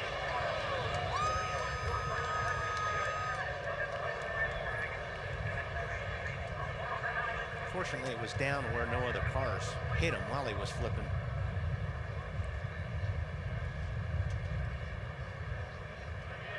Didn't take that right front tire long to blow out, did it? He flipped 1.5 times in the air. And it's going to catch again and start going.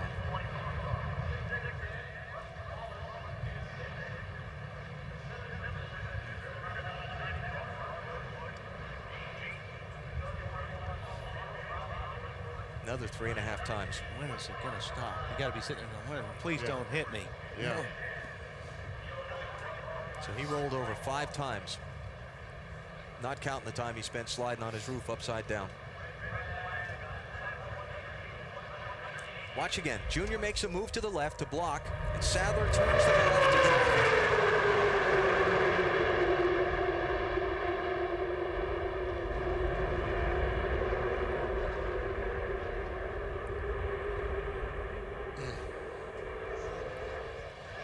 on board with Kurt Busch.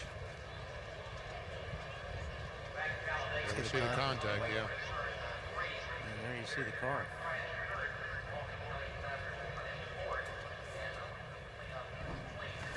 Kurt's got a lot of damage to his right front right now. Yeah. And so we're under the red flag. And Greg Biffle becomes the lucky dog. Not inside of 10 laps to go. Okay. It's one of the nuances of the rule, this new rule, that once we get to 10 laps to go, they don't give the free pass anymore. All right. So. Sorry, Greg. And we have 6 laps to go in the race, actually 5.5 with where the field is sitting halfway down the back straightaway. There will be 23 cars on the lead lap. And we're probably going to have 4 or 3 laps left in this thing. So it's not over yet. Michael Waltrip is the leader. Dale Earnhardt Jr., Ward Burton, they're all up there in the running for the win in the EA Sports 500 at Talladega. More drama left to unfold here at the world's fastest speedway. Elliott Sadler fortunately out of his car after this scary ride.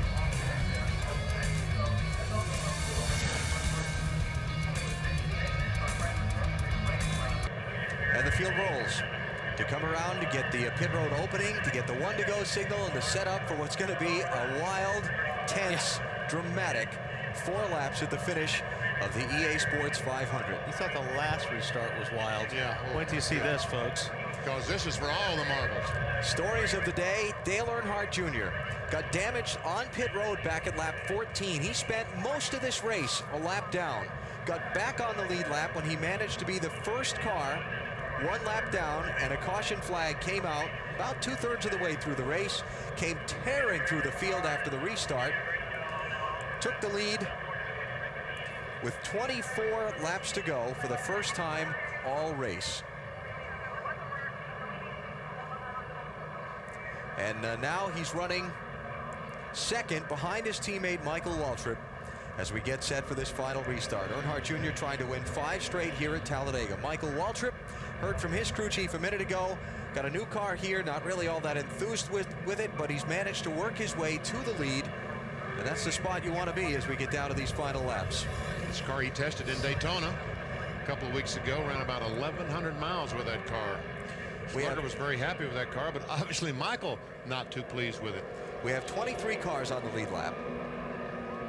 Fuel by this caution flag's pretty much been taken out of the equation. Everybody should be good to the finish. Now it's a question of which way do they end up finishing in these final 4 laps. And I think you've got guys like Ward Burton and Jeff Gordon, probably spotters, and Rusty Wallace.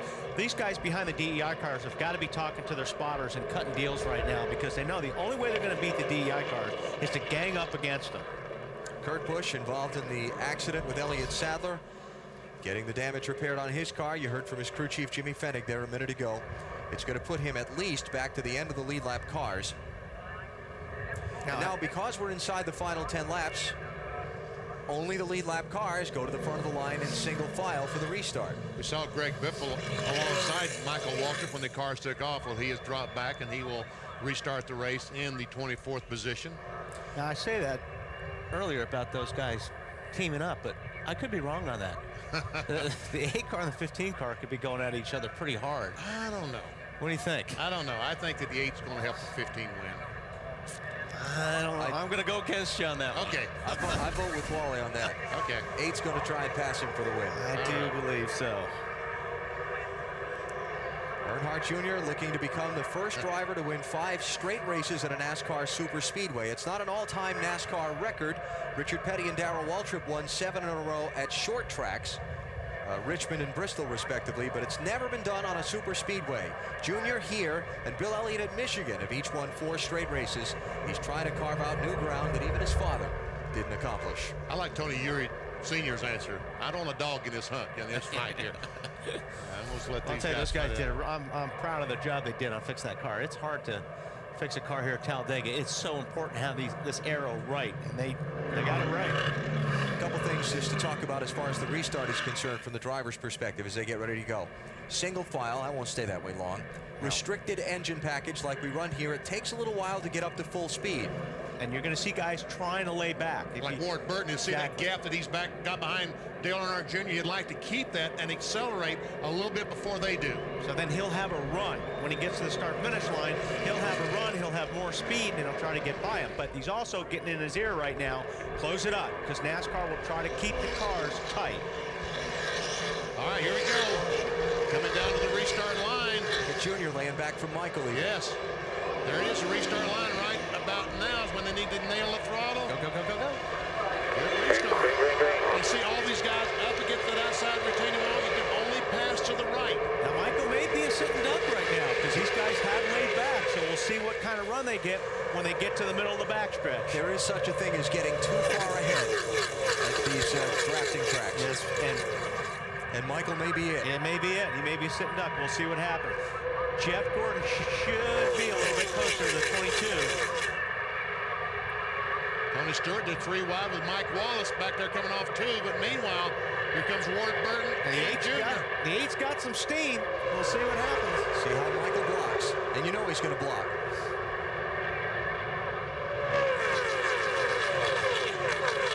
Michael Waltrip, Dale Jr., Ward Burton, Jeff Gordon, Ryan Newman, the top 5. And now just about getting up to full speed in these cars. I'll tell you what, Michael did a really nice job on that restart. He did. I thought he'd had too big of a jump, but obviously he did not. Here comes Jeff Gordon. Jeff Gordon for 3rd on Ward Burton. Got it. Ward's got no drafting help. Man, he's just going straight back to down because all that line will go by. And look at the pack behind him charging forward. They're no help. They'll get to his front group. It's going to get ugly. Marty. Jeff Gordon, right before the green flag, said, is there any way I can get rid of this rev limiter chip? They said, turn it to box 2. It's unlimited. That should give him more RPMs. Helped him pass Ward Burton. Can't help him pass the 8 car. And what that means is they got 2 ignition boxes, and they have chips that they put in. And usually they put a higher chip in one box for just this. Last couple laps of the race. Get some more RPMs. And just make note at Talladega, there is the start-finish line. It's not in the center of the trioval like at Daytona. They've got a little more racing to do when they get to that point here on that last lap. 2 laps to go. Outside, Ward Burton trying to rally back. Ricky Craven getting up behind him to push in the 32. Down the inside, Rusty Wallace. Whoa! Tony Stewart there flirting with that yellow line in the orange car. And the field accordions back together. This is where Gordon's going to have to do it. Jeff Gordon going to have to pull out and hopefully get some help. There. He's all over Junior's back bumper. Ryan Newman is tucked up against Gordon. They're coming to the white flag. 2 2/3 miles of racing left at Talladega. Do they all make it back around? And who's the first one to the checkered flag? Wow, there's Tony Stewart. Shuffling Rusty Wallace out of the way.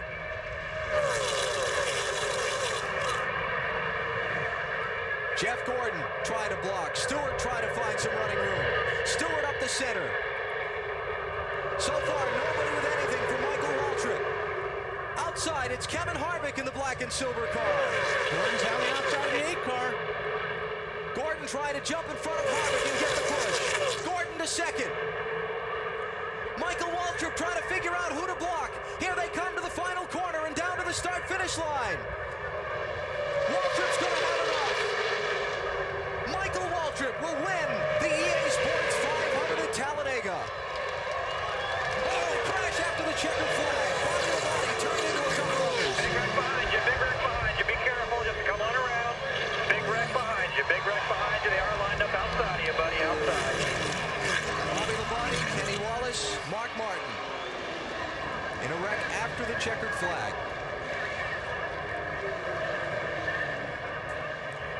Well, he held him off. He sure did. And that restart won him the race. It did. I thought he'd got too big a jump, but it was just the perfect jump. And Junior did not abandon. No, he didn't. He stayed there with him. Stayed with him. You made the call, VP. Matty. And a handshake and a hug by by Junior's uncle, Danny Earnhardt. Slugger, congratulations. What a win. Man, thank you. His teammate helped us out, you know. I tell you, DEI, the other competition caught up with us, and we built a brand new car, took it to Daytona, did a tire test, got the roof hatch in it. I'm sure Michael will do something crazy with that. You know how he is. But, man, the last 5 weeks have been hard on us, and I told these guys, just stick with us and with Michael, and everything will work out just great. Man, what a deal. We needed it. We needed it bad. What were you thinking when you saw everybody start to shuffle coming out of 2? I don't know what to think. I figured we'd run out of gas. I figured we were done. So it's a good team effort. And, you know, when DI's 1-2 on the track with Dale Jr., it's hard to beat us. You know, they tried and tried and tried. So, you know, we've stepped up, us and the 8, built new cars. They worked real hard on their stuff, and it's a good day. DEI's won 9 of the last 12 restrictor plate races. Here comes the hatch. That's the new escape hatch that they put in Michael Waltrip's car. Of course, with the Napa logo underneath it. Yeah. Well, Slugger just said he thought he'd do something. Still here with the show. That's definitely a first. Yeah, that's the first. That's perfect, isn't it?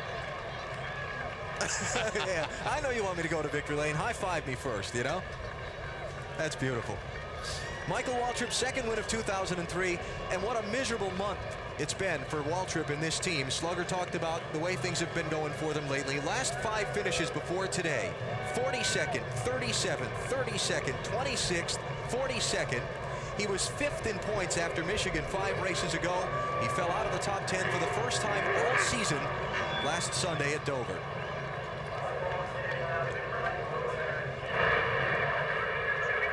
This is the last half lap. See, Junior still helping that 15 car. He's also trying to run second. He goes up to block the 24 car. And look at this mess behind them. And wait till you see when they come across the start-finish line. They're 4 wide coming across the start-finish line. See Michael blocking the whole field. Everything he could. Look at Kurt Busch with the damaged fender right back up in the middle, the 97 car. And now after the checkered flag, keep your eye on the green car, Bobby Labonte. He gets bumped by Bill Elliott, I believe. They were stacked. I mean, they were 4 wide. Big wreck behind you. Big wreck behind you. They are lined up outside. 3 rows of 4 wide. And Bobby and Kenny Wallace got the worst of it. Is that Chevy commercial where they put the donuts on the side of each other's car? How about we make that our Chevy winning moment? Michael Waltrip, today's winner. Chevy congratulates Mikey and the number 15 Monte Carlo. Chevy will tell you. Mikey will tell you. The only thing that comes close to Monte Carlo's reputation on the track is its reputation on the street. More champions depend on Chevy. We'll be there. Talladega in victory lane. Everyone drove away from that last lap crash, and now the celebration begins through the alternate exit. Only Michael Waltrip would think of that. That's the new escape hatch, approved by NASCAR, recommended for use but not required yet in these cars. And Michael Waltrip's the first one to use it.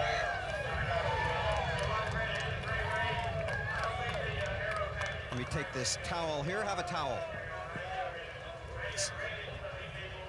Well, I don't know where to start, but let's start with the final restart. Tell me about that with the 8 behind you. Oh, what a day. We battled hard all day long.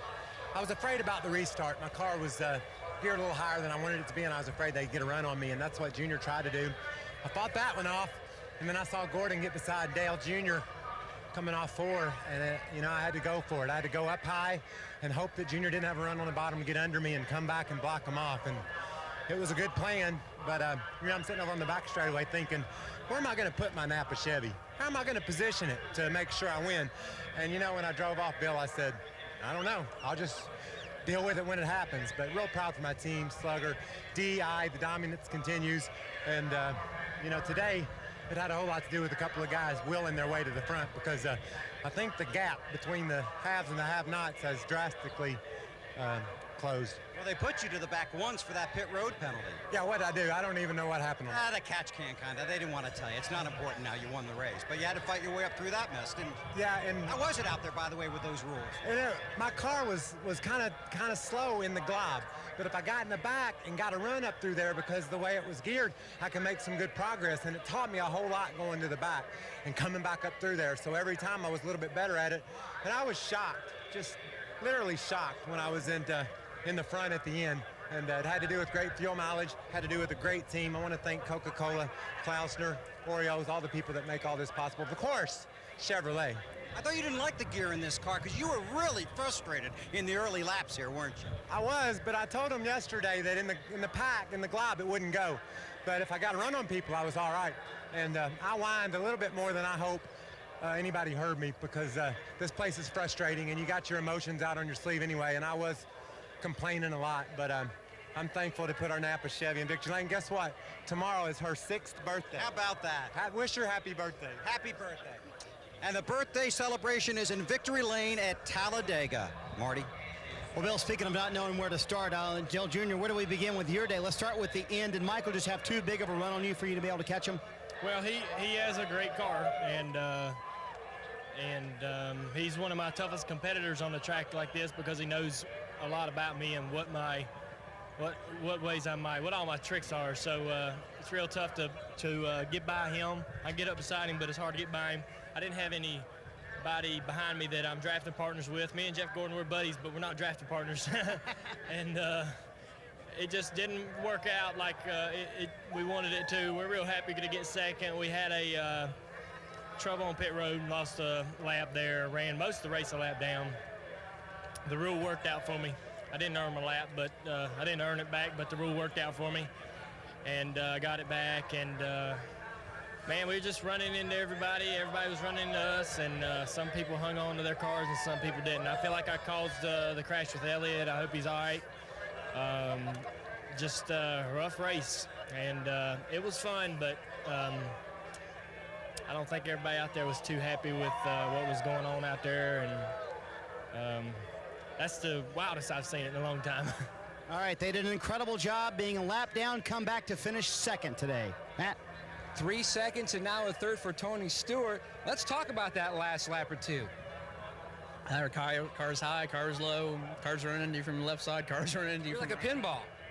Yeah, but to bounce into third position after not even sitting in the car yesterday, and I got to thank Bobby Labonte and Kyle Petty for, they both took about 3 laps in the car for me yesterday. I had a migraine like I haven't had for about 15 years, and couldn't even stand to see light. That's how bad it hurt. But you know, slept all day yesterday and all through the evening, and came out today feeling a lot better, and didn't know what to expect. I mean, with the rules change and all that, and just really happy. The car wasn't quite as good as what we could have fixed a lot of things if I could have drove the car in a happy hour and made it better. But I tell you what, the guys in the pit crew, they're the ones that deserve the credit for this. They got us great track position every time, and you know, at the end there, we got a couple big runs and got through to a couple key cars, and you know, every time you look up at the end of the race, you see the 8 and the 20 together at the end, and that's the way we finished. So pretty good result.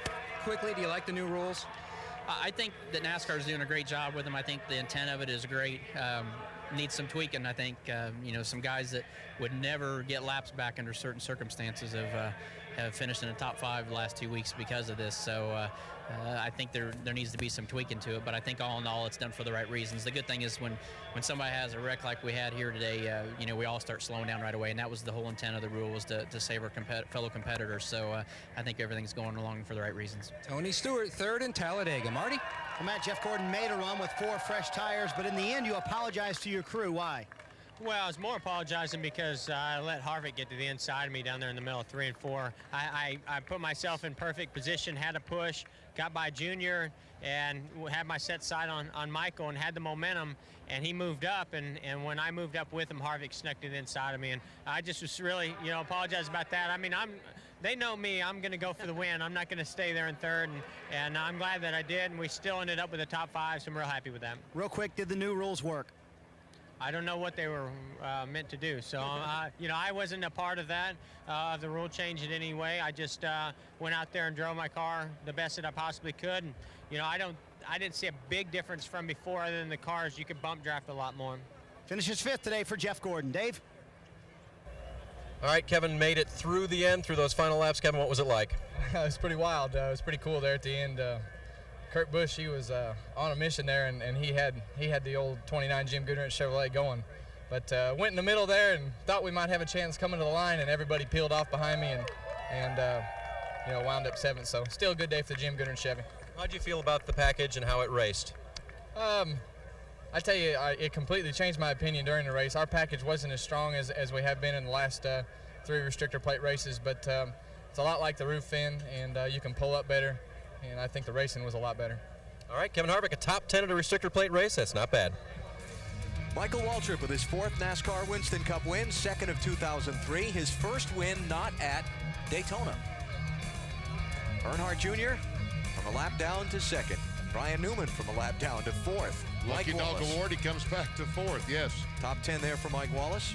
How about Kurt Busch? After that damage to the right front fender, he comes back to finish 6th. Bobby Labonte 11th at the checkers, then crashed after the checkers in turn 1. Kenny Wallace, same thing, crashed after the checkers, but again, they all drove away. Last on the lead lap, 23rd place, Mark Martin. Everybody else from there, a lap or more down. Again, Elliott Sadler taken to a local hospital for further examination. Same for Larry Foyt. He was involved in a very early crash, was taken to a local hospital for further examination, and we got no further update on him after that early accident. And you saw our championship leader, Matt Kenseth, the sub-headline on the day with an engine failure, his worst finish of the season in 33rd. Championship standings, the lead was 436 coming into the day, so about 80 points off the gap. And we have 7 races left to go in the season. The only one of the top 5 we haven't heard from is Ryan Newman. Marty? Alan, it turned out to be not such a bad day for guys who lost a lap. Ryan, you have a smile on your face because you got the lap back and still finished 4th. How'd you do that? No, I got a smile on my face because we finished the race. So that's a good point too. It's really no fun out there. I mean, when you can get back up to the front for whatever lap it is, if it's the last lap, thankfully, you have a fun day. But other than that, it's no fun. I mean, beating and banging around there at 190 miles an hour. We got cars that are tore up just about like they were at Bristol and Martinsville. It's not fun, and to me, it's not racing. But I do it because it's part of what we do. And he makes reference to the 2 big restrictor plate wrecks he had earlier this year. But today, he finishes 4th. Alan. Okay, Marty, here was the big moment of the day, the scary moment of the day. Dale Jr. with a little feint to try and block Elliott Sadler. When Elliott reacted, Kurt Busch was in his way. And the 38 car flew through the air like a kite. But Elliott basically got out of the car by himself. Yeah, here's where the ride gets real wild. Yeah, watch this. Oh, that hurts. Total of 5 flips before he's done. And watch, as soon as he stops moving, you'll see the steering wheel come up on the dashboard as he takes it off and begins to extricate himself from the wreckage. Yeah, it's probably, I mean, you know, even through a wreck like that, you're mad. I mean, you're like, man, I had a good car. It takes the steering wheel off, and I'll throw it on the dash. And that set up a red flag, which set up a wild sprint to the finish. Michael Waltrip pushed by his teammate Dale Jr., then blocking for all he could to keep Jeff Gordon and Kevin Harvick and Jr. behind him. And Waltrip extending Chevrolet's victory streak here at Talladega, now 10 straight races at the world's fastest speedway. The Bowtie Brigade have held the winner's trophy. And that start-finish line being down on farther down the racetrack cost Kevin Harvick about 2 or 3 spots, because it looked to me like he was 3rd or 4th at the normal start-finish line. The tri-oval start-finish line. Next week, it's off to the Kansas Speedway in Kansas City. Our Saturday NASCAR Busch Series coverage will feature Wally's World. For real. Yeah, for real. The Mr. Clean Auto Dry Car Wash, as you can see, being used on my car there. Cool. Little demonstration here at Talladega yesterday. Wally races on Saturday. Jimmy Johnson and Chad Knaus will join BP and I for the broadcast, and we hope that you will join us as well. That's 2 Eastern next Saturday. NASCAR Busch Series Racing from Kansas, presented by Midas. Next Sunday on NBC, the Banquet 400, presented by Conagra Foods. Coverage starting at 12:30 Eastern with Discover Card Countdown to Green. NBC tonight starting at 7, 6 Central. All new episodes of Dateline NBC, American Dreams, Law & Order Criminal Intent, and then the premiere of The Lion's Den. A wild day here at Talladega. Michael Waltrip has the biggest smile and the biggest trophy from the EA Sports 500.